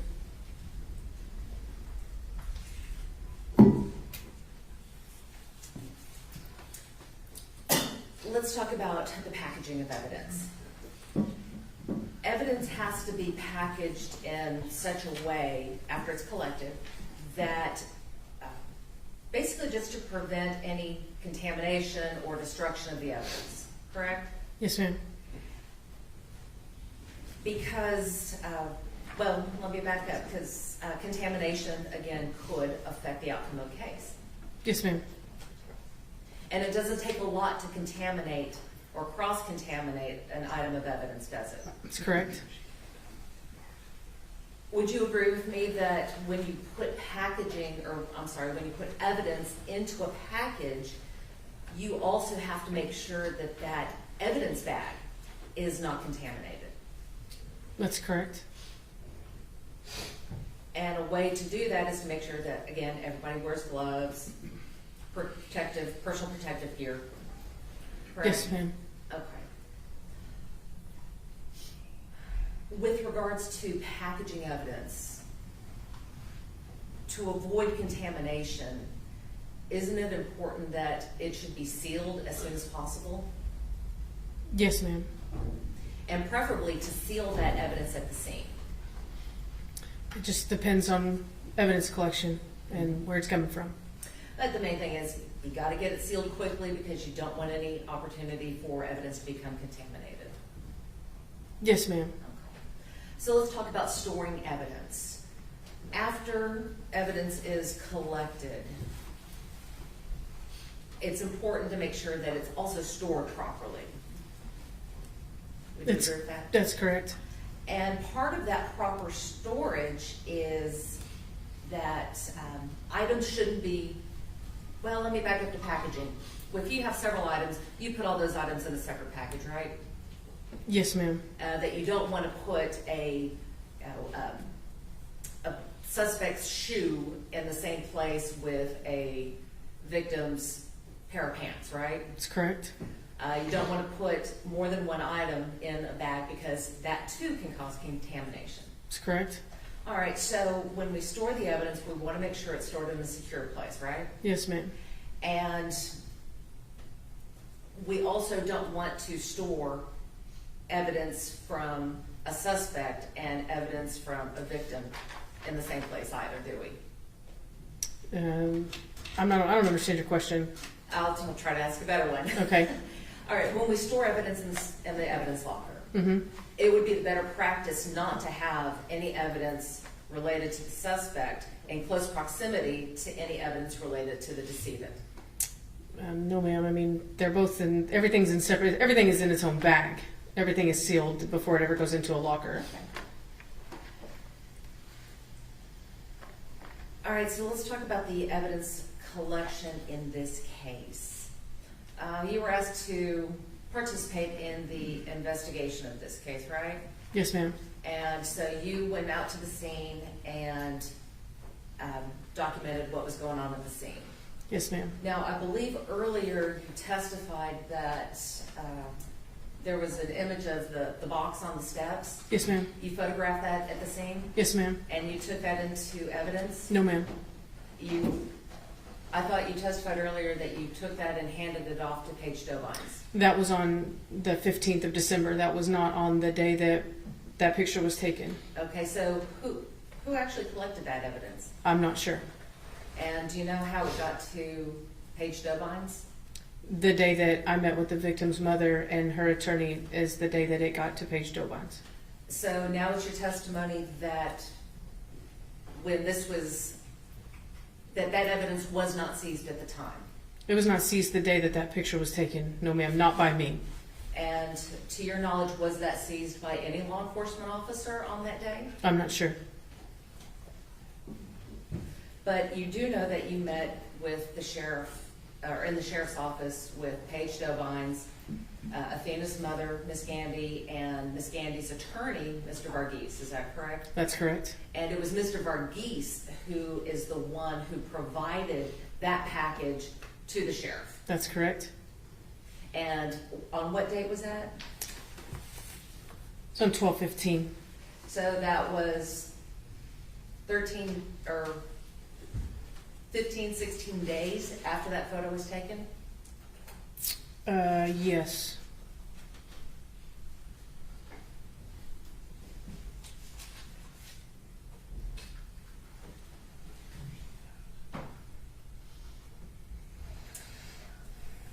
Part of your job in this case was also to serve a warrant on Mr. Horner at the jail. Do you remember that?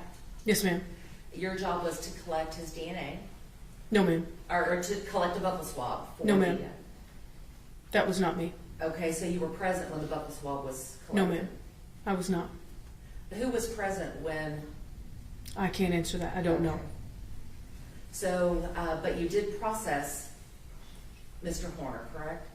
Yes, ma'am. And you took photos of him? On 12/2. Yes, ma'am. During the time that you took photos of him, he didn't try to fight you, did he? No. Didn't resist you in any way? No. Didn't try to commit any act of violence against you? No. He was cooperative. Yes, ma'am. Again, didn't cuss or yell at you? No, ma'am. He just did everything that he asked, or that you asked him to do, correct? There was some resistance, but yes, ma'am. In the end, it was okay. Yes, ma'am. But at the end of the day, he respected your authority as a person from the sheriff's office. Yes, ma'am.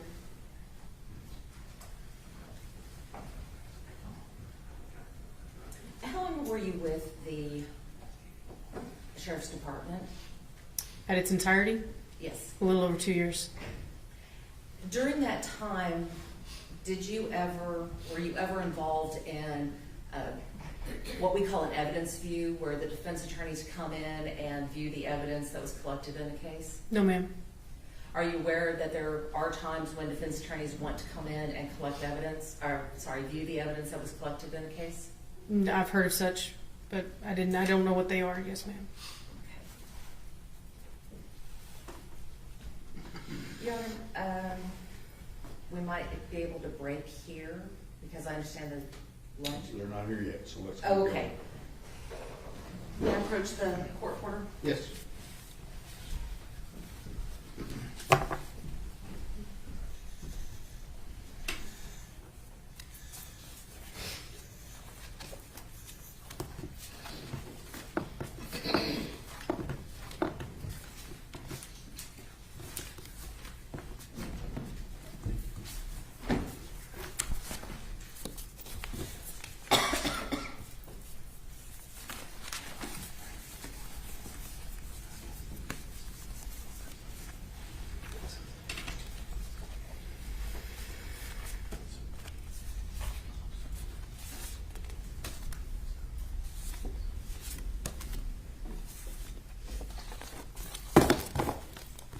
I'm going to hand you what has been marked as, or offered into evidence as State's Exhibits number 120 through 122.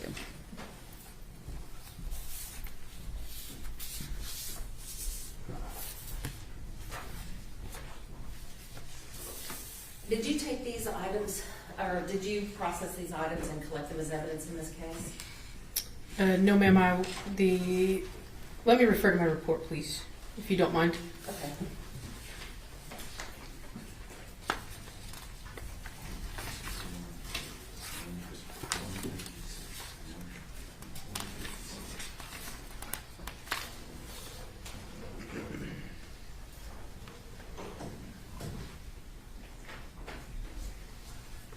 That was collected by the FBI ERT team. All right, so I want to.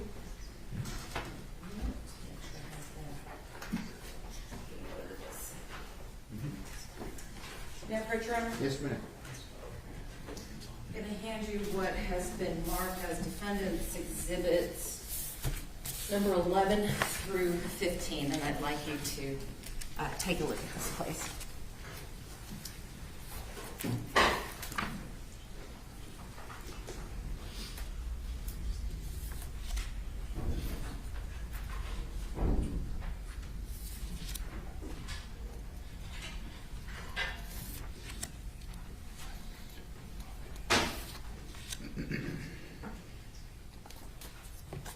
Now, on defense exhibit number 11, does your name appear on that as receiving this evidence or having anything to do with the evidence that was included in this? Yes, so this tag states that I received it from the FBI and put it into our RMS system at the sheriff's office. All right, so I'd like you to take a look at defense 12 through 15, and look at states 120 through 122. Okay? I'm not sure what I'm looking at. Do those appear to be the same items? Yes, ma'am. All right, defense offers defense exhibits 11 through 15, and I have given copies to the state too. Defense exhibits 11 through 15 are admitted.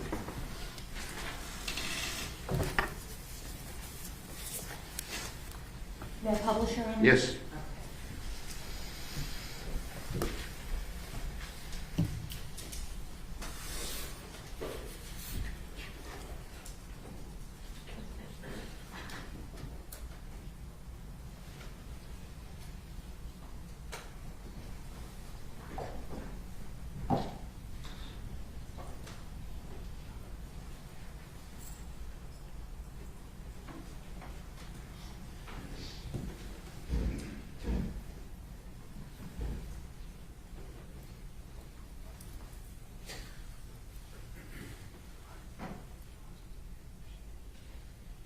Okay, so I'm going to cut to the chase on this one, Miss Amy.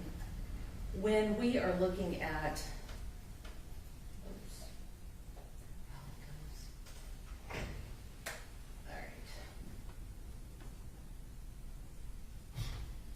all right, so let's take a look at defense exhibit.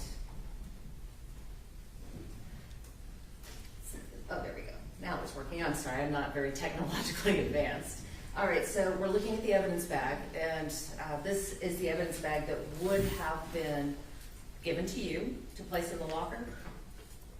Yes, ma'am. And it shows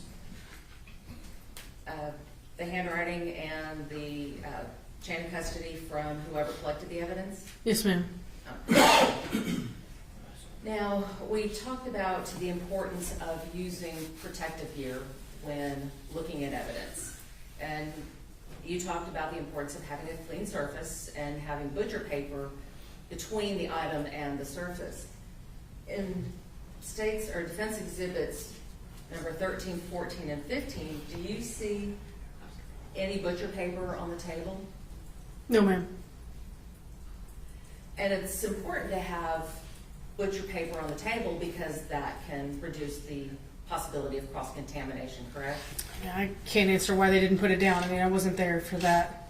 But I'm saying that it's important to have it there to reduce the chance of cross-contamination. Yes, ma'am. So evidence that was left on the table that has not been either sterilized or that doesn't have butcher paper, or if an officer didn't change his gloves routinely, as in between every item, there's a possibility that this piece of evidence could become contaminated. It's possible, yes, ma'am. All right.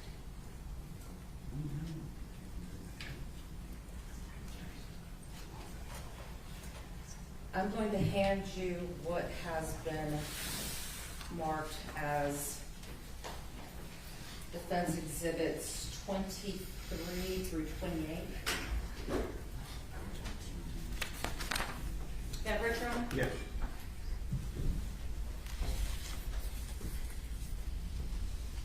Ms. Amy, if you'll look at 23 to 28, I'd like you to.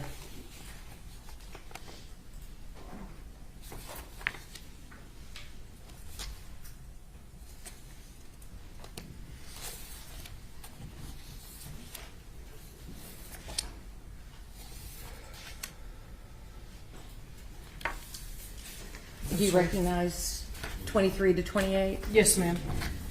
We'll offer defense 23 to 28. I have given you copies of all of them that we were. Oh, I'm sorry.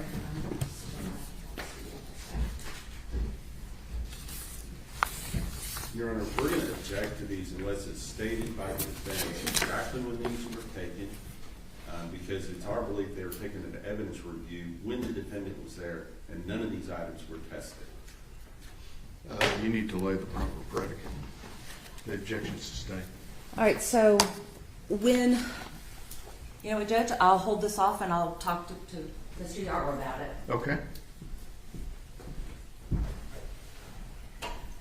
But I will talk to you about what happened with the paneling, because you were present with the paneling. And may I approach? Yes.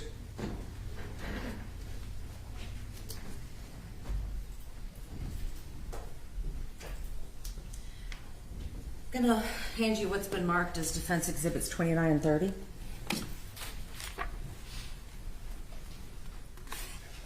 Is that your handwriting on the first one? Yes, ma'am. And so do you recognize your handwriting and the Yes, ma'am. description of the item? Yes, ma'am.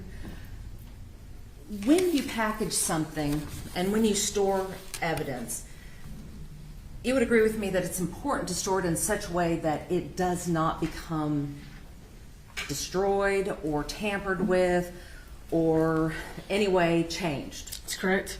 And so when you store something, you want to make sure that it's not in any water, not in any other liquid, because that could cause contamination, correct? Sure. I want you to look at defense exhibit number 30. Mm-hmm. That sneaks, I'm sorry. Your Honor, I'm going to offer, or do you recognize state's exhibit number, or defense exhibit number 30? I don't. Okay. And I will, let me get another one for you. Okay. Oops.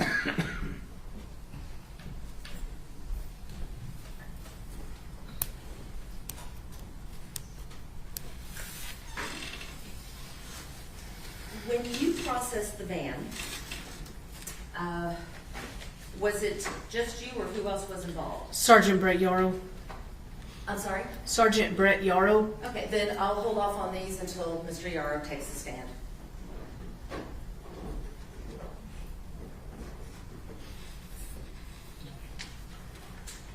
Miss Amy, the last thing that I really want to talk to you about is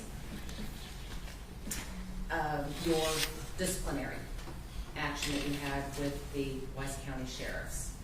You had been accused of not telling the truth to your superior officer about who had taken those photos, right? Yes, ma'am. And so you had received a complaint, and that was just one of the incidents that was listed, right? The complaint about the pictures? Yes. That was the only. If we're gonna go outside the court's ruling on this. Well, let me see where we're going. Go ahead. So as a part of your complaint, you were accused of violating rule of conduct regarding truthfulness, correct? That's correct. You were given the opportunity to provide a response to that complaint, right? That's correct. After you provided the response, you had a chance to sit down with your captain at the time, is that right? Yeah, I believe so. Yes, ma'am. I'm not for sure. And then after you met with that captain, you were given the opportunity to revise your response regarding the truthfulness, correct? That's correct. You revised that response, right? Yes, ma'am. And you admitted during the revised response that you had in fact not been truthful. Yes, ma'am.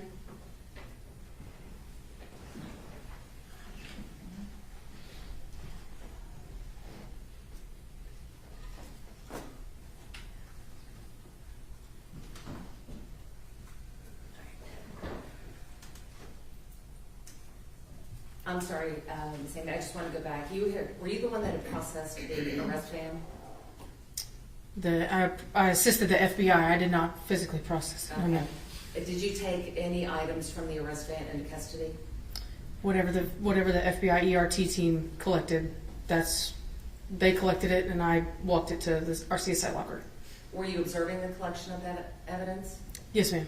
So when you were with the arrest van, one of the items that they collected was a backpack, correct? Yes, ma'am. And that was a Dragon Ball Z backpack? Yes, ma'am.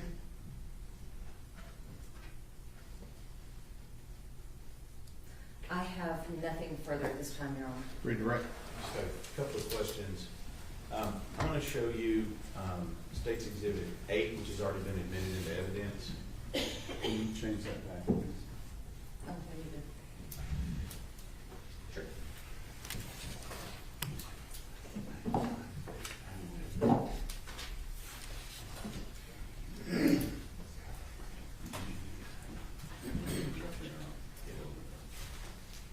This picture that you took on the scene of this box, Deputy Amy, I'm gonna have you read that middle number on the box.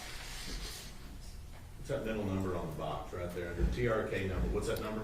618486856845. Let me show you State's 156. Is that the same number? Yes, sir. Same box?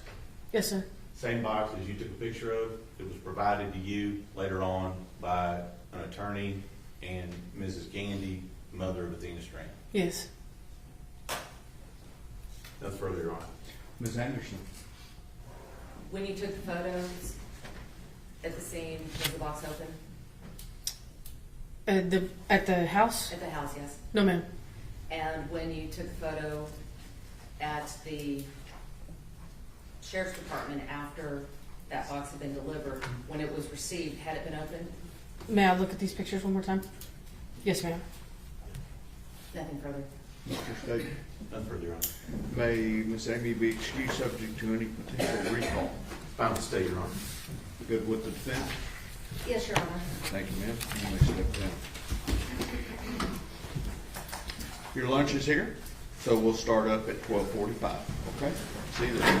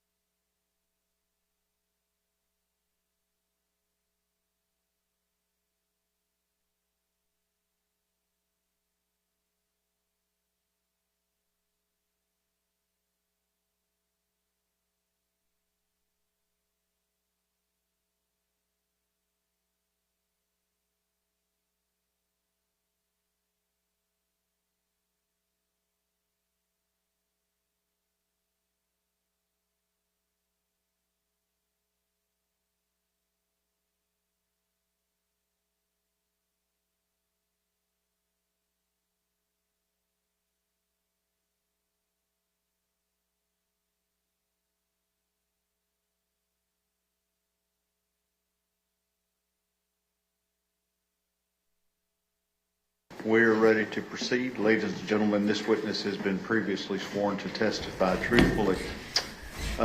Whose witness is this? Mr. Berry? Thank you, Your Honor. Investigator Yaro, will you please introduce yourself to the jury and spell your first and last name for the court? Yes, sir. I'm Sergeant Brett Yaro. It's Bretttyaro. I've been in law enforcement for 16 years, at the Sheriff's Office the whole time. I've been on SWAT, K-9 patrol for the last 8 years, been in crime scene. I'm currently the supervisor and the head over our crime lab there at the county, and also a fingerprint expert in the state of Texas. And how long is your total number of law enforcement years experience? 16. And before becoming a law enforcement officer, did you work in any other fields? Did I work in a law enforcement related job or? No. Did you become a law enforcement officer later in life, I guess? I had a first career, sir, as a motorcycle racer. Gotcha.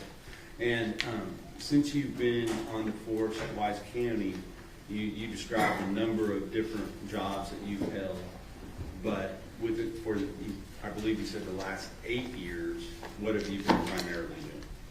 Working in crime scene, sir. Okay. And when you say you're working in crime scene, can you kind of describe for the jury what you mean by that? Yeah, so in our county, we have a little bit of a smaller county. So what that means for us is the jobs are more specialized and we do more jobs within that job.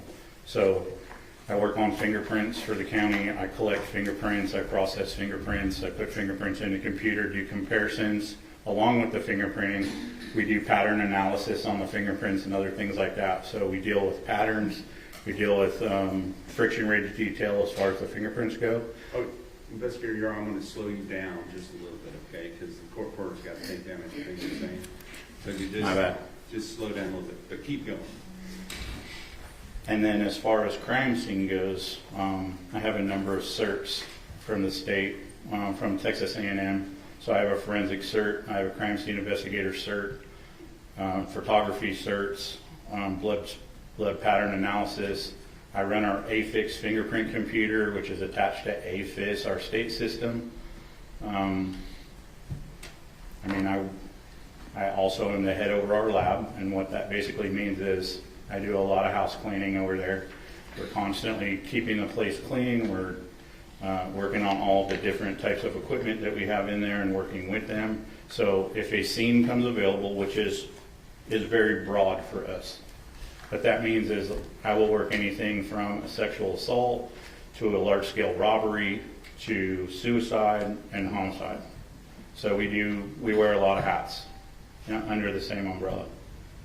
And since the time you've been in crime scene work, you and I have done a number of cases together. Would you agree? Yes, sir. Okay. Including a number of homicide cases. Objection, Your Honor, relevance. Yes, sir. Sustained. Let's move on. Well, with regard to that, you're familiar with investigating homicide cases, correct? Yes, sir.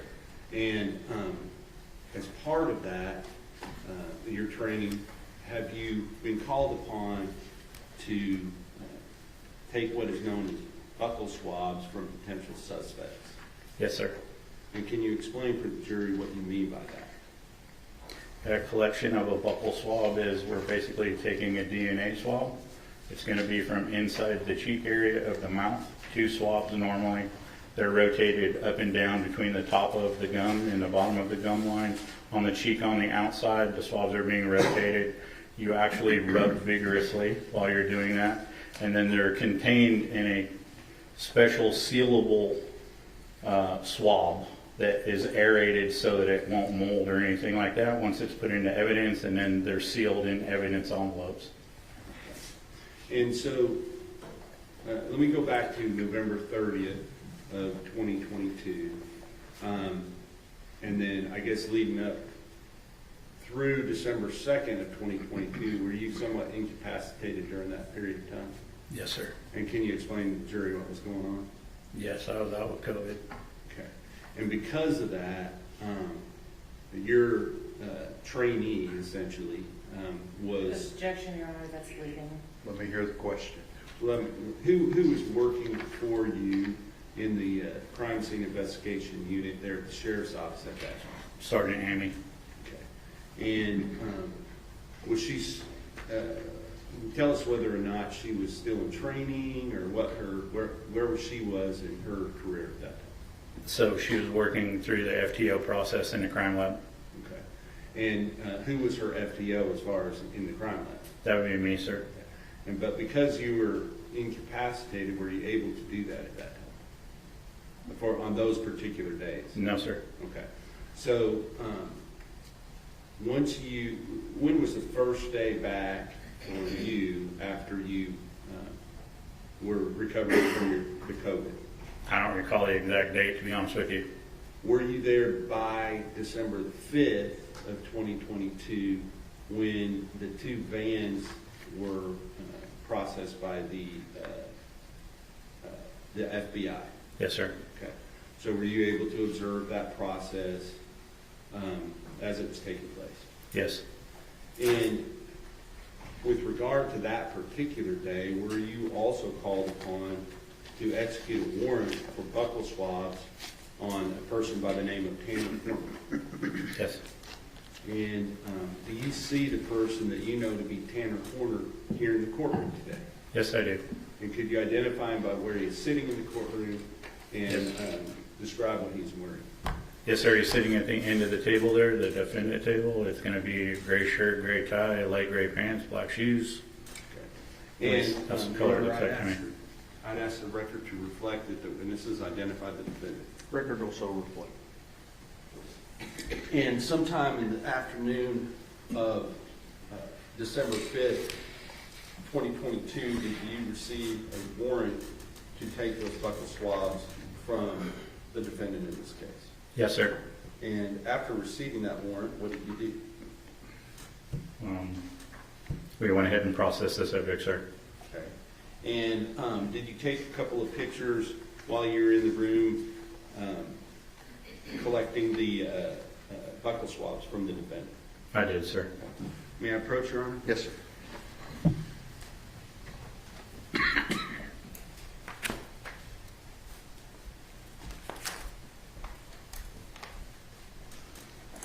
I'm going to show you what's been marked as State's Exhibit number 179, 180, 181, and 182. State's 179, is that a photograph of the warrant that you were operating under? Yes, sir. State's 180, what is that a photograph of? Of Horner, sir. And you're talking about the defendant? Tanner Horner, yes. And was that on this date at the time you were taking the swabs? Yes. Okay. And then State's Exhibit number 181, what is that a photograph of? It's a photograph of my property sheet that I filled out, and it's 4 envelopes containing all of the buccal swabs that it contained. And then State's 182, is that the actual report? Objection, Your Honor, leading. Go lead your witness. Go ahead and tell me what that is, please. This is my property report sheet, sir. And does that document when those swabs were taken and that you were the one that took them into property? Yes. All right, thank you. Is all of the information contained on State's Exhibit 182, is that true and correct and placed there by you? Yes. I will offer into evidence States 179, 180, 181, and 182.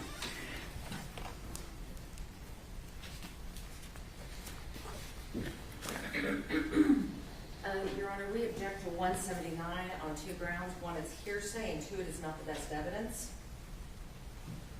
No objection to 180. And States 181 and 182, we would object to as these are constituted a police report. They are hearsay. States 180 is admitted. Let me see 179, 181, and 182.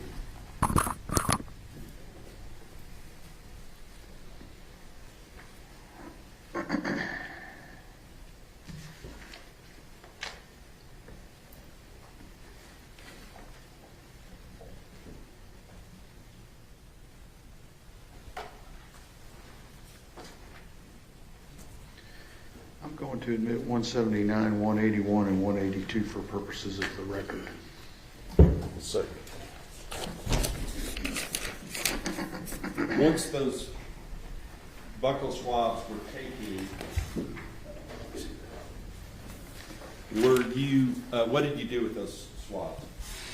They were placed into evidence, sir. Now, did you also document some of the evidence that was taken first? Did you document some of the evidence that was taken on the searches of the vans on December the 5th? Specifically the van that what we call the arrest vehicle with Texas license plate GCP 0468. Yes, sir. And may I approach your Honor? Yes, sir.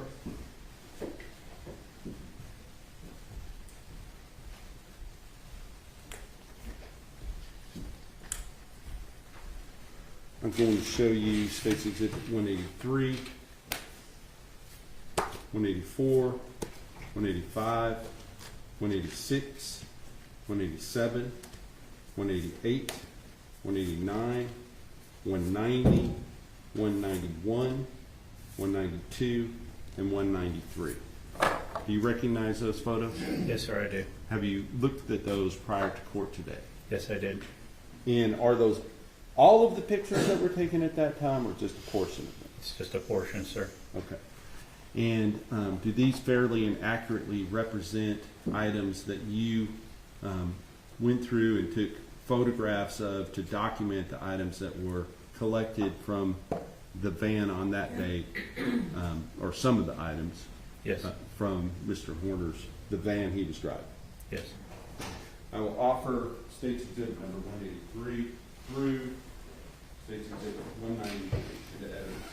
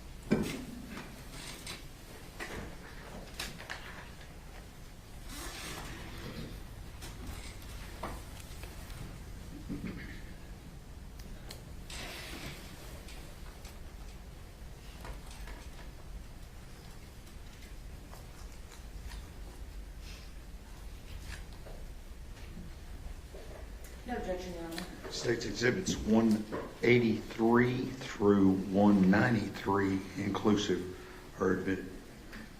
And may I publish, Your Honor? Yes, sir. And also may I publish number 180? Yes. Thank you.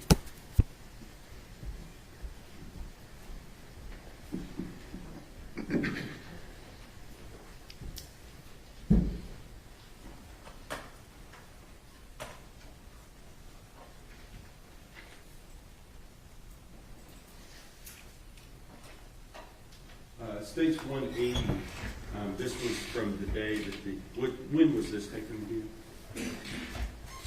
Yes, sir. The 5th, when the buccal swabs were taken? That's correct. Okay. And with regard to starting at 183, this is what is this that we're looking at in States 183? This is a evidence bag that was collected from within the van that he was arrested in, sir. And does it have the date that it was originally collected? Yes. Okay. And then put in this bag and marked number 2, is that right? Yes. Okay. Now, going on to 184, what are we looking at here? It's going to be the backpack that was contained in that evidence bag, sir. And the other items that we're going to see in a moment are those items that were contained within that backpack inside of the brown paper bag? Yes. Okay.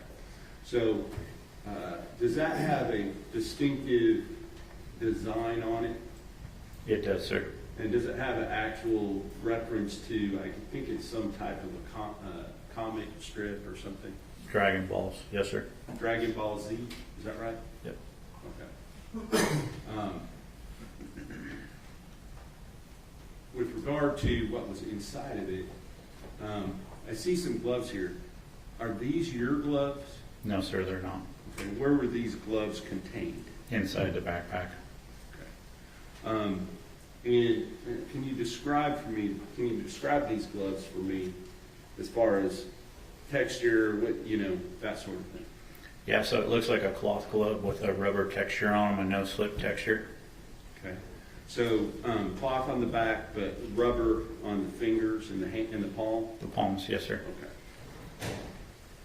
Okay. And are those now on top of the backpack as we're looking at State's Exhibit number 186? Yes. Okay. And I will represent to you, these may have been, Objection, Your Honor, that's leading. Let me hear what he's going to say. Go ahead, Mr. Berry. that these may not be in the exact same order that you took them in as they're being displayed, okay? Correct. So with regard to 186, we're looking at what here? That's when I first opened the backpack and I was starting to retrieve the objects from within the backpack. Okay. So then I'm going to go into 187. What are we looking at here? And up close of prescription meds that were located in the backpack so that we could see the information on the bottles. And I'm going to zoom in. What is the, can you just say what the name is on State's Exhibit 187 as far as the type of controlled substance that it is? I'm not a doctor, so my enunciation of this is probably going to be incorrect, but fluoxetine, I believe, sir. All 20 right. milligram. For purposes of the record, can you spell that, please? Yes, it'll be FLUOXETINE. And what was the prescription amount? 20 milligrams. Okay.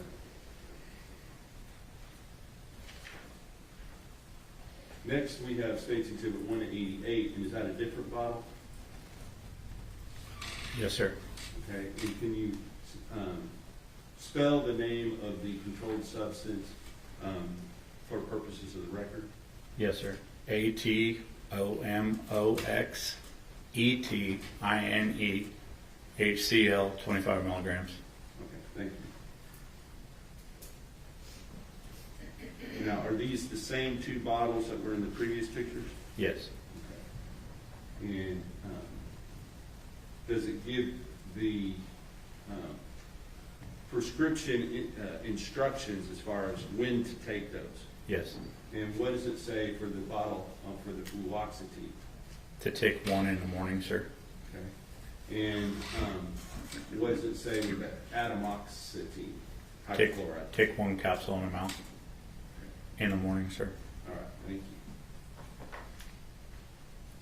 you. Now, this looks, is this the backpack or is it something different? No, this is what I considered a soft-sided lunchbox that belongs to that same cartoon or video game family. It's a Dragon Balls lunchbox. And then going on to State's Exhibit number 191, what are we looking at here? A cellophane wrapper containing marijuana. Objection, Your Honor, that calls for speculation that has not been tested. Sustained. Move to strike. Jury will disregard the last answer. Does it, can you tell me whether or not that is some type of plant substance? It's a green leafy substance, sir. All right, thank you. Now, with regard to State's Exhibit number 192, what are we looking at here? The contents of that soft-sided lunchbox. And can you describe what you see here? Yes, so you have a bottle of ibuprofen. It looks like you have a thumb drive. There is a vape pen, a marking pen. There's a Coastal Cloud strawberry cream. I'm guessing some sort of something for the vape Objection, Your pen. Honor, And then that is speculation. Sustained. That's fine. We'll go on to states 193, and this is, what are these, where were these items located? Within the backpack. Okay. And with regard to, most of these things may be self-explanatory, but can you tell me what this is? It's a vape canister. Now, after you documented the items that were taken during the search of the arrest vehicle, did you also take some action with regard to the shoes that the defendant was wearing on the date that he was arrested? Your Honor, may we approach? Yes, sir. Yes.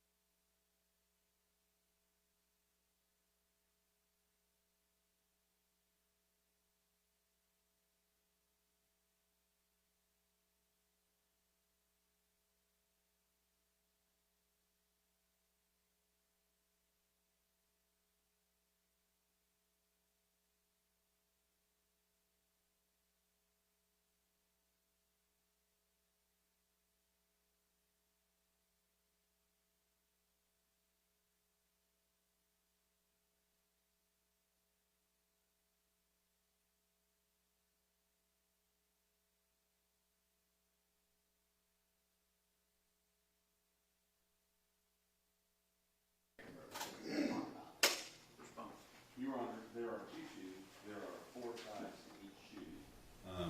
And I tried to represent the full spectrum of photographs were taken to be looked at by the people that were going to look at them into the future, including the tread at the bottom of the shoes, but also the sides in the front of each of the shoes and the back of each of the shoes. And that's what these shoes represent. It's as the court to review those and they put in case law in Texas, that would be Young v. State. Relevant factors in determining whether appropriate values outweighed by a danger of unfair prejudice include the detail of their size, whether they are colored black and white, whether they're close up, as well as the availability of other means of proof and the unique circumstances of each case. Also, I think that's probably applicable categories.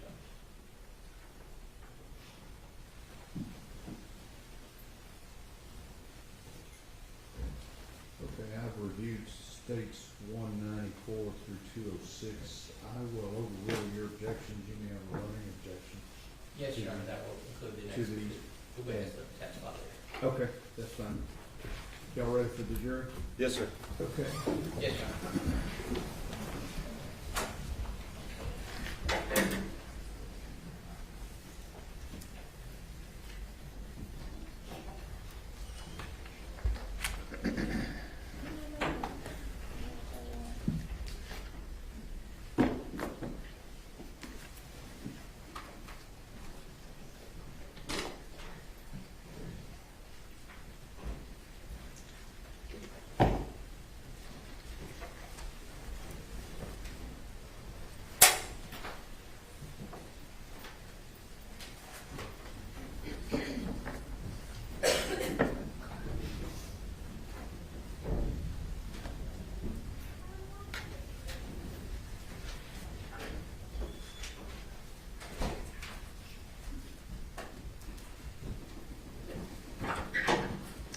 Everyone may be seated. Mr. Barry. Before I approach, Sergeant Yaro, you kind of explained to the jury. I noticed when you put on your glasses, can you kind of tell the jury why you're wearing dark glasses in the courtroom? Yeah, so respectfully, they're not sunglasses. I had an eye injury on a motorcycle. I had a grasshopper at too fast, and it detached my retina. When they repaired my eye, it causes sensitivity to light, and so my prescription glasses are darker than normal. They are regular prescription glasses that transition, but they're just pretty dark. So I get this a lot. That's why they're on. Okay. They're not Oakleys. I just didn't want, I wanted the jury to understand why you're wearing your glasses in court. So Yes, feel sir. free to do that. Thank you. Yes. Can I approach, Your Honor? Yes, sir. That's funny. I'm going to show you what has been marked as State's Exhibit number 194, 195, 196, 197, 198, 199, 200, 201, 202, 203, 204, 205, and 206. Do you recognize the items in those photographs? Yes, sir. Where did the items in those photographs come from? The arrest van, I believe, sir. Did they come from the defendant himself? Yes. He said, Yes. okay. Yes. Okay. I will offer into evidence State's Exhibit number 194. Any additional objections? No further objections, Your Honor. Okay, those are, remain overruled and the exhibits are admitted 194 through 206. May I publish, Your Honor? Yes, sir. And members of the jury, I'm trying to find out why this is so loud. So if you can't hear, let me know, okay?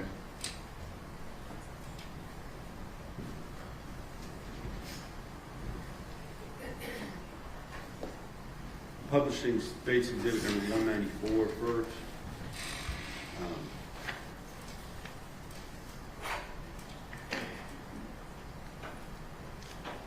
What are we looking at here? Pair of black tennis shoes covered in mud. Okay. And State's Exhibit number, let me ask you this. The first several photographs that are taken here, are those like close-up detail photographs or something different? No, sir. These are overall photographs to show the condition of the shoes when I received them. Okay, so State's Exhibit number 194, 195, I apologize, 196, 197, 198, 199, 200, 201. Looking here, beginning at 201, are these a little bit closer up? Yes, these are mid-range. Okay.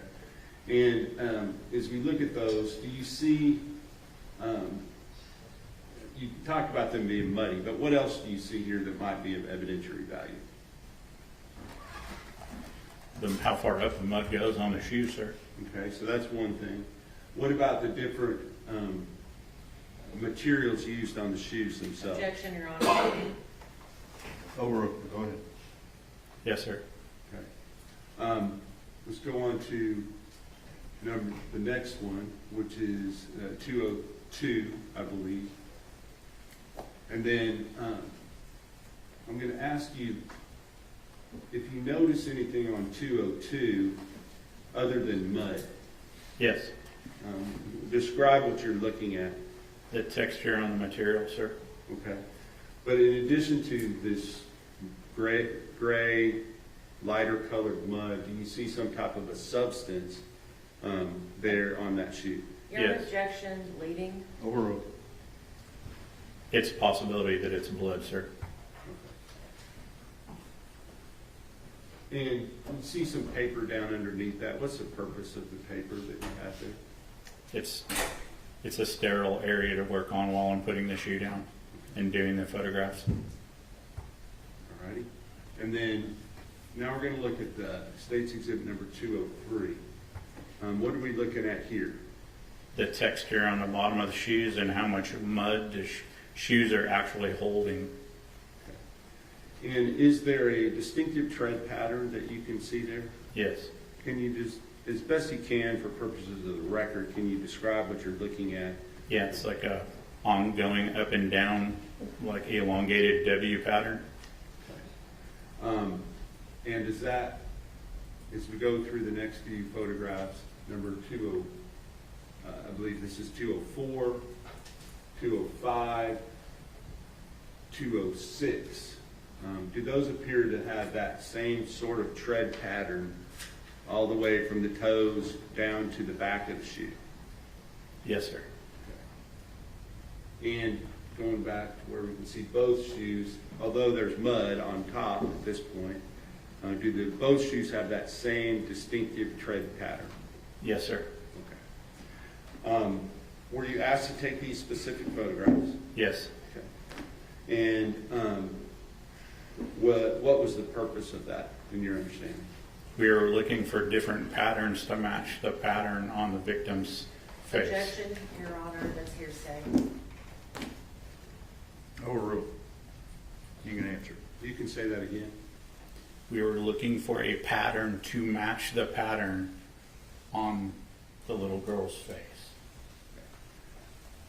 So, once you had taken the photographs of the shoes, were you asked to go somewhere else and determine whether there were other patterns that you might be able to locate? Yes. And where was that? I was looking for the patterns that would be inside, encompassed, inside the van. All right. May I approach Your Honor? Yes, sir.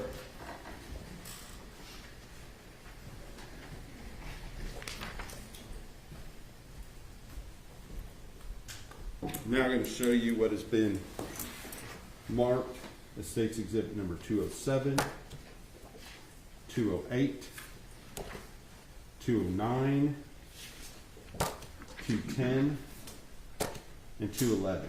Do you recognize those? Yes, sir. Where did those photographs come from? Within the van, sir. And who took those photographs? I took those photographs. And do they fairly and accurately represent what we're seeing there? Yes. I will offer into evidence State's Exhibits number 207, 208, 209, 210, and 211.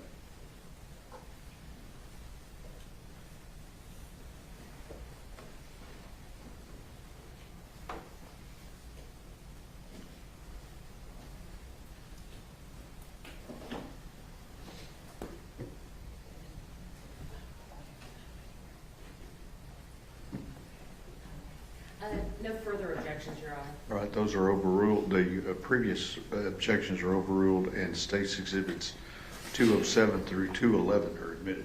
May I publish those, Your Honor? Yes, sir.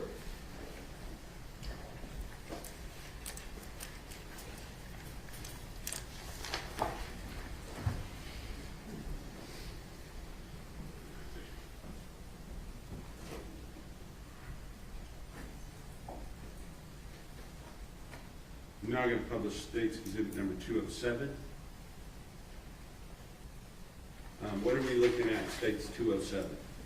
We're looking at the side door of the van where you have the inside step that has a diamond plate pattern. Now we're going to, is that the same thing that we're looking at, just closer up? Yes. Now we're looking at, let me get out of this part. We can see the exhibit number. Looking at State's Exhibit number 209, underneath the box there, as we're looking down, where are we looking at in the photograph? This is the area between the seats and the cab that has a texture on the rubber floor. Okay. And going on to 210, is that same location? Yes.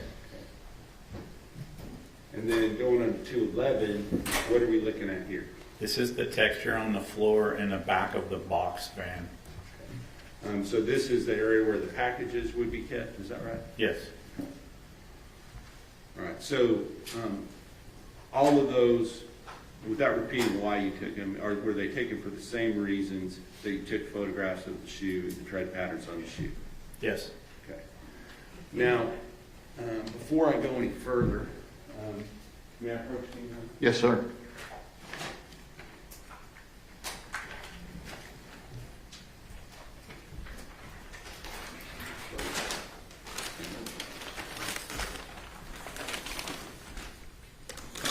I'm going to show you two exhibits. First, I'm going to show you State's Exhibit number 230. Do you recognize State's Exhibit 230? Yes, sir. Okay, and what is State's Exhibit 230? These are going to be my buccal swabs from the suspect, sir. All right. And other than having been opened by the lab, does it appear to have been tampered with in any way? No.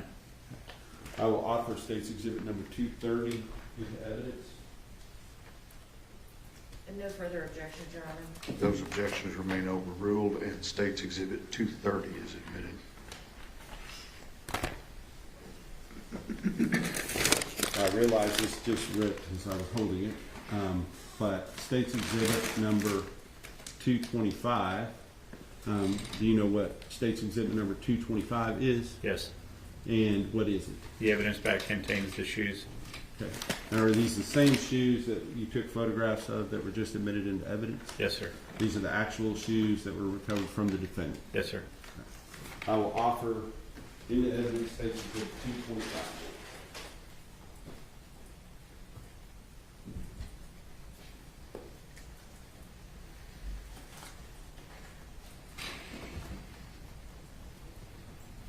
Your Honor, I would object as the proper chain of custody has not been established for this exhibit. Response? Wait, not admissibility, Your Honor. All right, your objection is overruled. State's it's 225 Yes, sir. is admitted.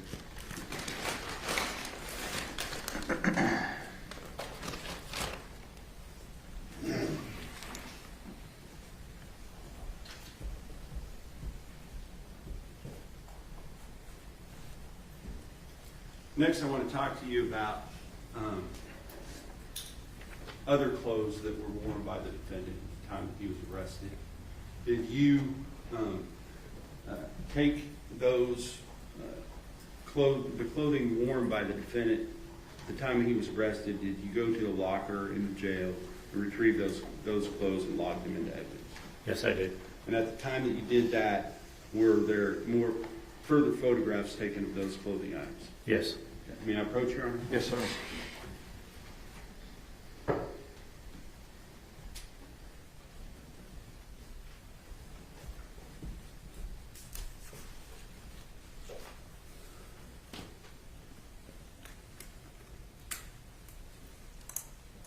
Getting a collection here. I'm going to show you what has been marked as State's Exhibit number 212, 213, 214, 215, 216, 217, 218, 219, 220, 221, and 222. Do you recognize those items? Yes, sir. And are those photographs? Yes, I took those photographs, sir. Okay. And do those fairly and accurately represent the photographs you took, or at least some of the photographs you took of the defendant's clothing at the time that he was arrested? Yes, sir. I will offer State's Exhibit number 212 or 222 into evidence at this time.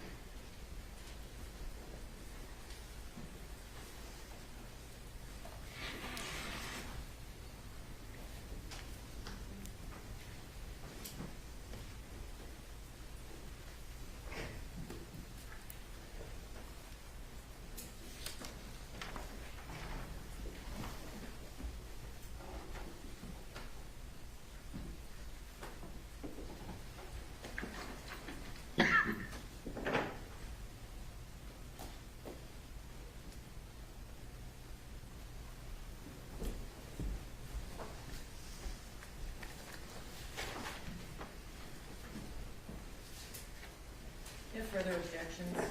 Okay, the previous objections remain overruled and States Exhibits 212 through 222 are admitted.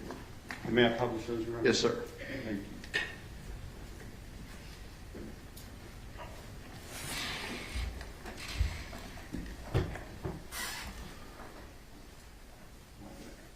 Okay. Going on to States Exhibit 212, what are we looking at here? The locker that I retrieved all of his clothing from, sir. Okay. And is this the locker? Yes, sir. All right. What are we looking at in States Exhibit 214? These are some of the contents of the locker.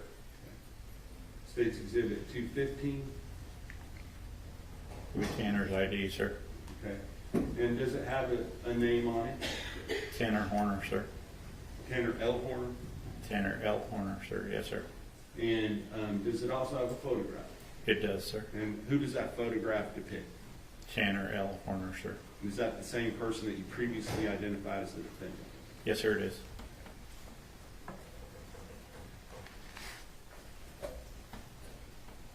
$216, what are we looking at? A pair of his Hanes underwear, sir. Okay. And $217, what are we looking at here? We're looking at the inside of the underwear with a scale that I was using to show the seminal fluid that's in the front of the underwear. Objection, Your Honor, that calls for speculation. Sustained. And Your Honor, may we approach? Okay.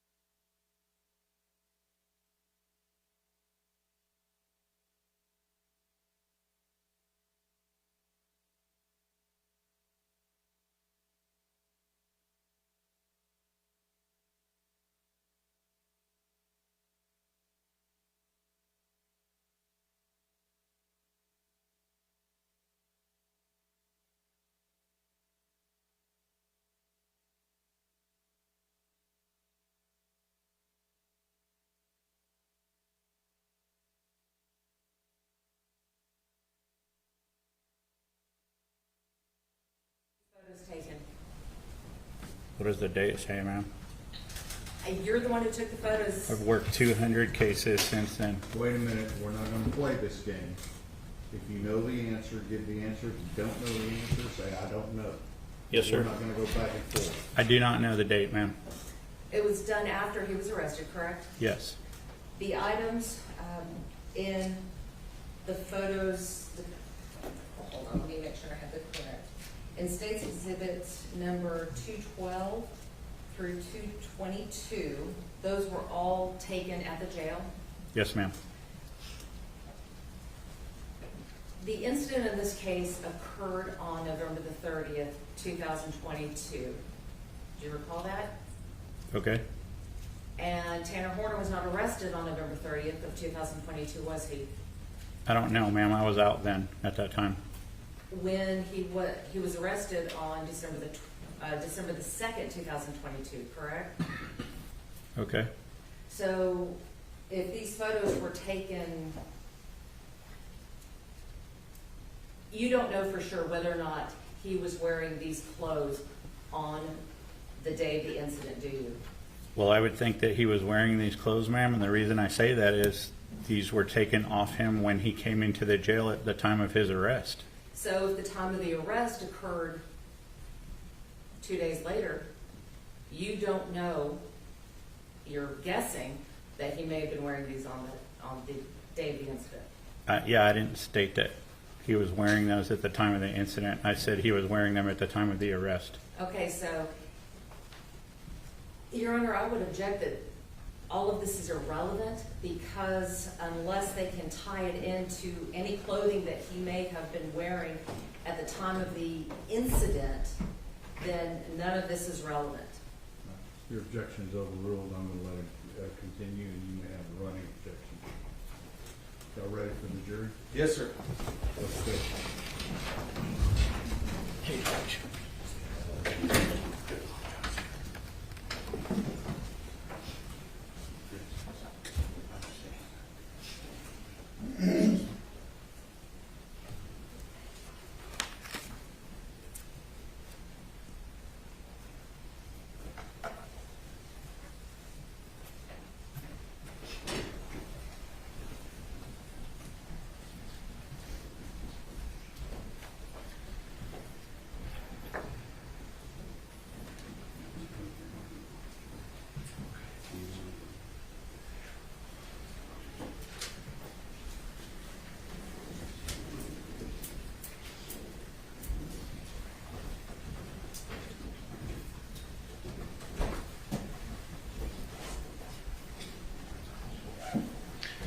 All right, everyone may be seated.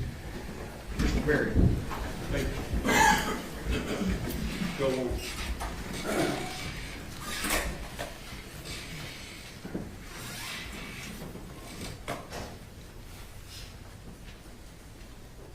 Go on to State's Exhibit 219. What are we looking at here? Prepared denim pants, sir. Okay. In all of this evidence, did you actually do some further processing on this that is not exhibited here in the photographs? Yes, sir. Okay. Did you take, independently of what the FBI did, take some further swabs and things like that so that that would be retained just in case it was needed in the future? Yes, sir. Okay. Now, with regard to State's Exhibit number 220, what are we looking at here? It's a FedEx shirt. And is this that same shirt in 221? Yes, sir. And then State's 222, what are we looking at here? A right and a left sock, sir. Black in color with a gray toe and a gray heel. And I am going to show you something that's already been admitted into evidence now as State's Exhibit number 223. Do you recognize what we're looking at here? Yeah, it's a drawing And inside the interview room. Objection, Your Honor, I don't believe that's been admitted yet. No, it has been. It has? Okay. Yes, 223 is admitted. My apologies, my notes don't reflect that. No worries. just for purposes of the record, Your Honor, it was admitted during the testimony of Joe Westman. Okay, thank you. 224 is not- Okay, So. Yes, 224 is not admitted. okay, thanks. So 223, where did they say that that photograph was taken? Inside the interview room in the CID office, sir? It was at the same room that the vocal swabs were taken in? Yes, sir. And at that time, did you notice this writing? Yes, I did. And later that day or the next day, did you come back and take these photographs? Yes. Okay. In addition to 223, may I approach, Your Honor? Yes.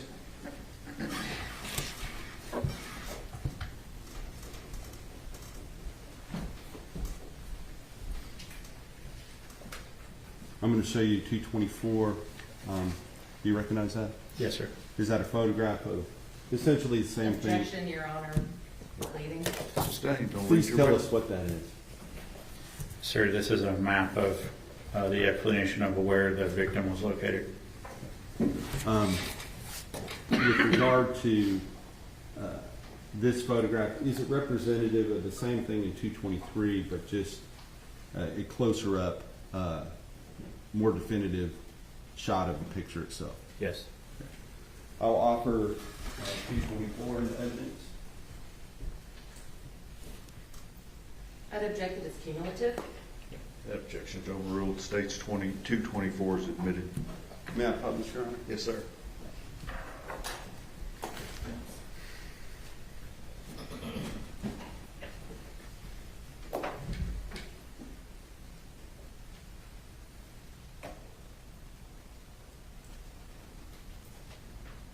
On State's Exhibit number 224, can you see this writing in red down here? Yes, sir. Would you please read that, what's written there? He's going to hurt me, period. Please help. Now, one further thing, may I approach again, Your Honor? Yes, sir.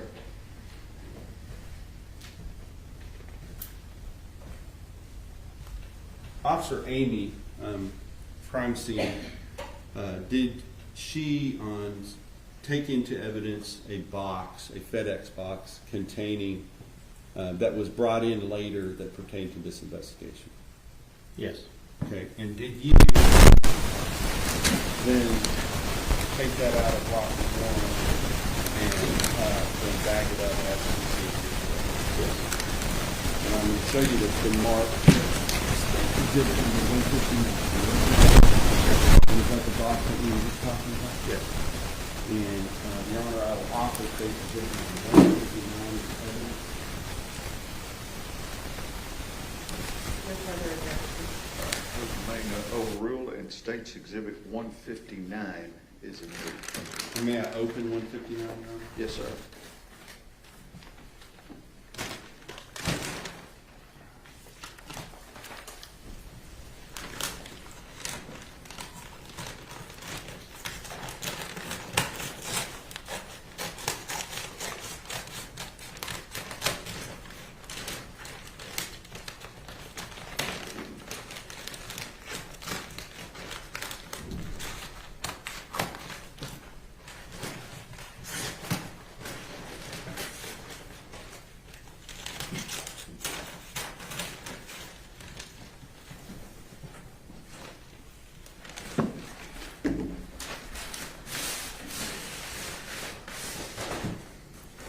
Is this the box that was contained inside of that?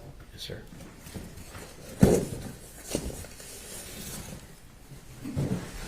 Inside of that box, was there another box? Yes, sir. And is this the item that was contained within that box? Yes. Yes.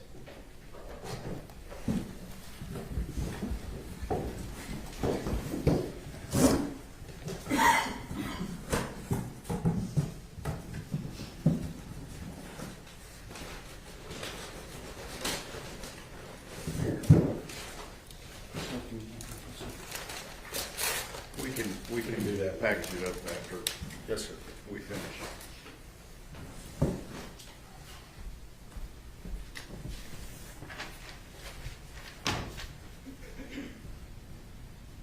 Final thing I want to ask you about, Investigator Yaro, sometime, can I have just a second? I need to look up a specific date. On,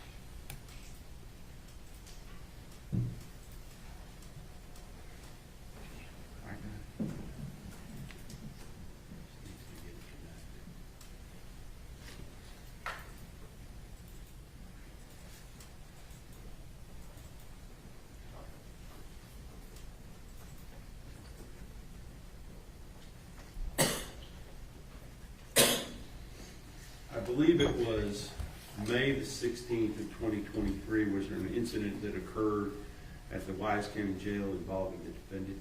Yes, sir. Can you describe what that incident was, please? An attempted suicide within his jail cell. And at the time that that suicide or attempted suicide. And obviously, when we use the word attempted, you have to, that sort of implies that somebody. Objection, Your Honor. Leading and testifying. Sustained. When you use the word attempted, do you know whether or not the person actually intended to kill themselves? Objection, Your Honor. That calls for speculation. Sustained. Okay.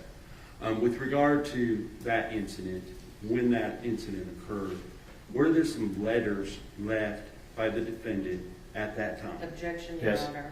It's leaving. Overruled. You can answer that. Okay. Were there some letters left by the defendant? Yes, sir. And who were those letters essentially addressed to?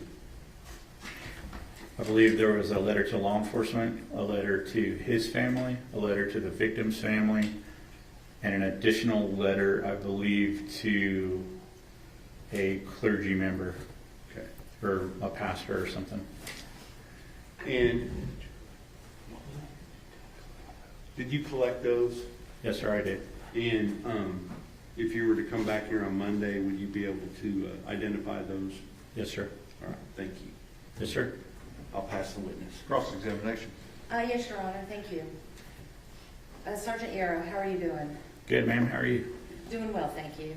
I just want to talk to you a little bit about what it was that you collected and what it was that you processed in this case. Okay. So I understand that you processed the FedEx truck where the alleged, or where the incident occurred, is that correct? Yes, ma'am. And you served the search warrant for the buccal swab on Mr. Horner in jail, Yes, ma'am. and then you processed the clothing that was in the jail. Yes, ma'am. Okay. Let's talk about the shoes and the clothing. Okay. The shoes and the clothing that were collected in this case were not collected on the date of the incident, were they? I only know that those were the clothing that he was wearing at the time of his arrest. So you don't know if he was wearing this clothing on the date of the incident, do you? I do not know that. No, ma'am. And you don't know if those were the shoes he was wearing on the date of the incident, do you? I do not know that. Okay. With regards to the clothing, when they were stored at the jail, how were they packaged? How they were packaged Yes. when I got them out of the locker. Yes, when you got them out of the locker, how were his clothing packaged? They were placed in a clean bag like they do every inmate before they put them in the lockers. So were they all stored in the same bag? They were all in the same bag, ma'am, yes. So at that time, his pants, his shirt, his underwear, his jacket, they were all stored in the same white bag. Yes, ma'am. When you took them out, did you store them differently? Yes. How did you store them after you took them out and collected them from his property? Anytime evidence comes to me and I put my hands on that evidence, it gets put in separate bags, separate evidence bags. Why is it important to put everything in a separate bag? Why is it important for me? It's Just important in- for me evidentiary wise. It's also important for me so that I can label them correctly.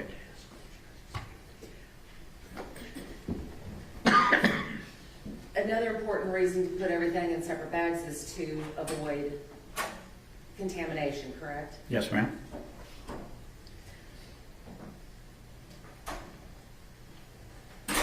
You said that you had processed the van in which the incident occurred. Yes, ma'am. Part of that processing was collecting evidence from it, Yes, ma'am. and part of that process was collecting the floorboards. Yes, ma'am.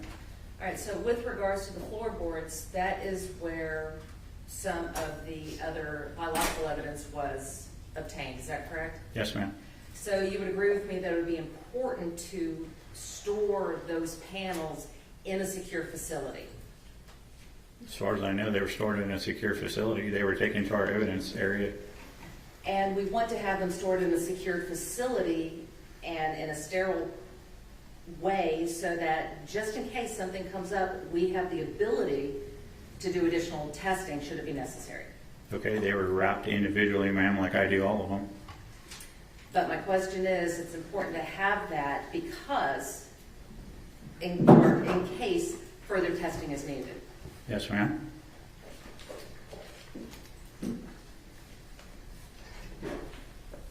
May I approach, Your Honor? Yes, ma'am. Sergeant Yaro, I'm going to show you what has been marked as defense exhibits number 31 through 34. Can you take a look at those for a moment? Yes, ma'am.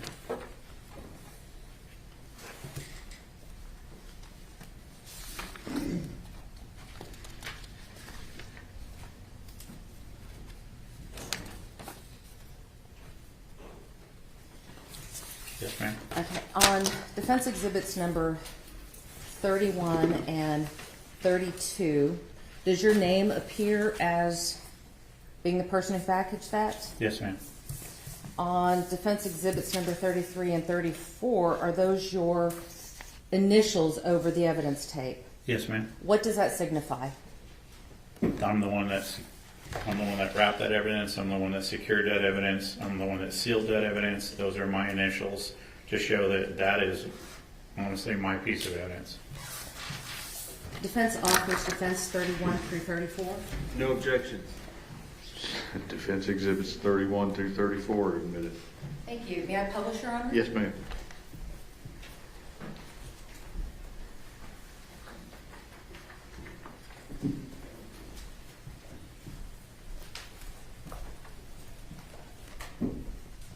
Sergeant Yaro, you would agree with me that there are some stains on the brown paper wrapping that exhibit, would you not? Yes, ma'am. In the photo, it looks like there is. Was the brown paper, or I would assume that the brown paper wasn't stained when you put it on, No, ma'am. and that something like that occurred while it was in storage? I guess.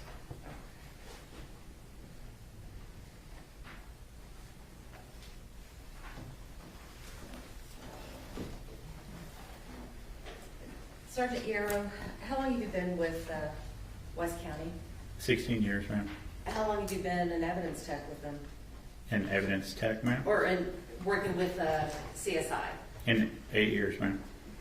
During that time, it's not uncommon for defense attorneys to want to come in and view the evidence, is it? No, ma'am.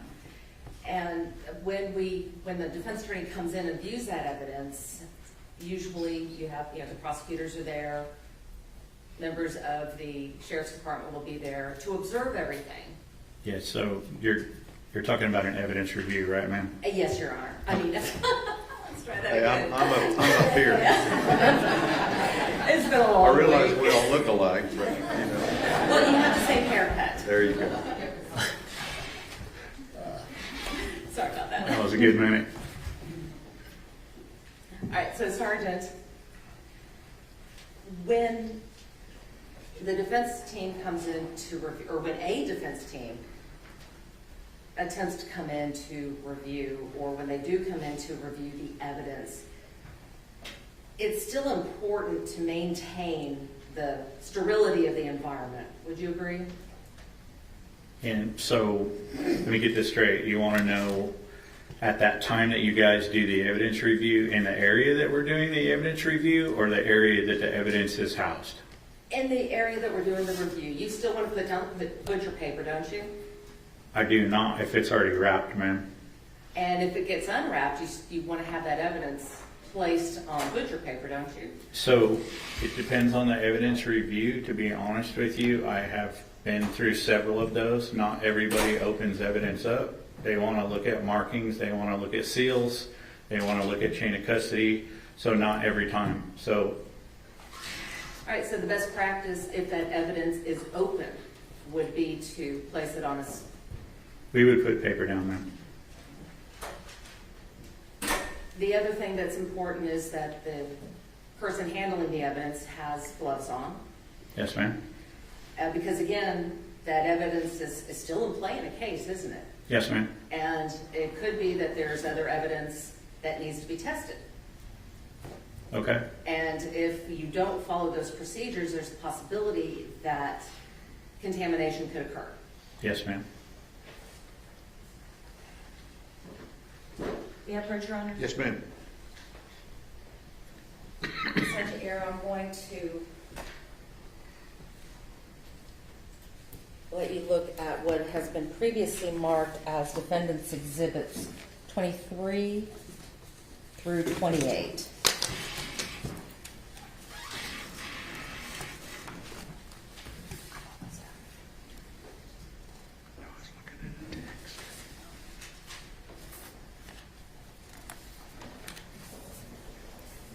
Your Honor, I'd ask the defense to specify exactly when these photographs were taken and under the circumstances that they were taken. I'm not gonna order the defense to do anything, it's their cross-examination. All right, so Sergeant Yaro, you testified previously on direct that you had taken into custody a backpack that had Dragon Ball Z. Yes, ma'am? And defense exhibits number 21 through, or 23 through 28, does that appear to be the same backpack that you took into custody? Yes, ma'am, it does. Does it appear to have the same contents that you had taken? Yes, ma'am. We offer state, or defense 23 through 28. When were these taken? Your Honor, the evidence review in this case occurred March Your 29th. Honor. Do you have an objection? I object, yes. The proper predicate has not been laid as to when these photographs were taken and the circumstances that they were taken. Objections are overruled, defense exhibits 23 through 28 are admitted. May I publish, Your Honor? Yes.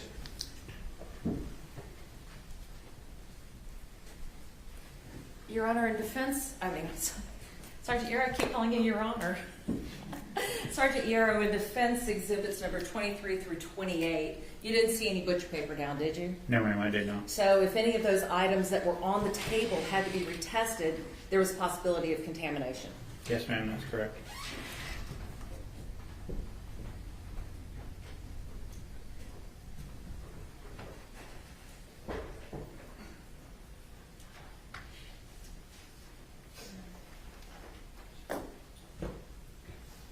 May I have one moment, Your Honor? Yes, ma'am.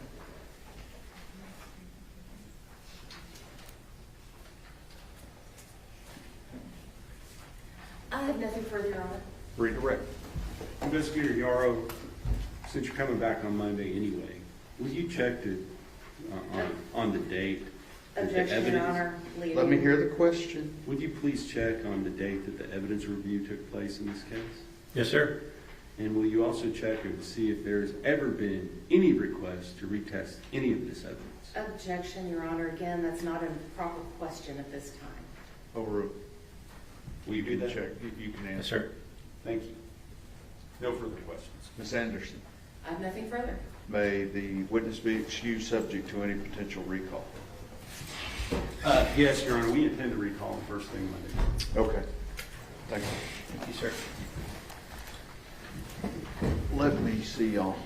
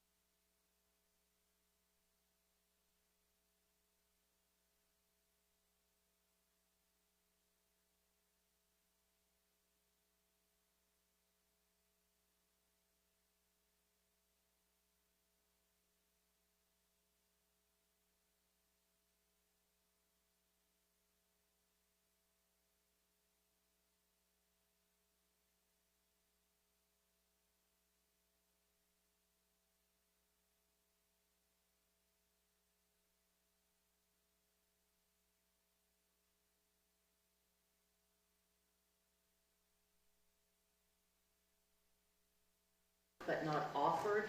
We would still like to just offer them for record purposes. Okay, so you're wanting to offer 16 through 22 and 29 and 30 for purposes of the record? Yes, Your Honor. Any objection? No, Your Honor. Okay, so they are admitted for purposes of the record.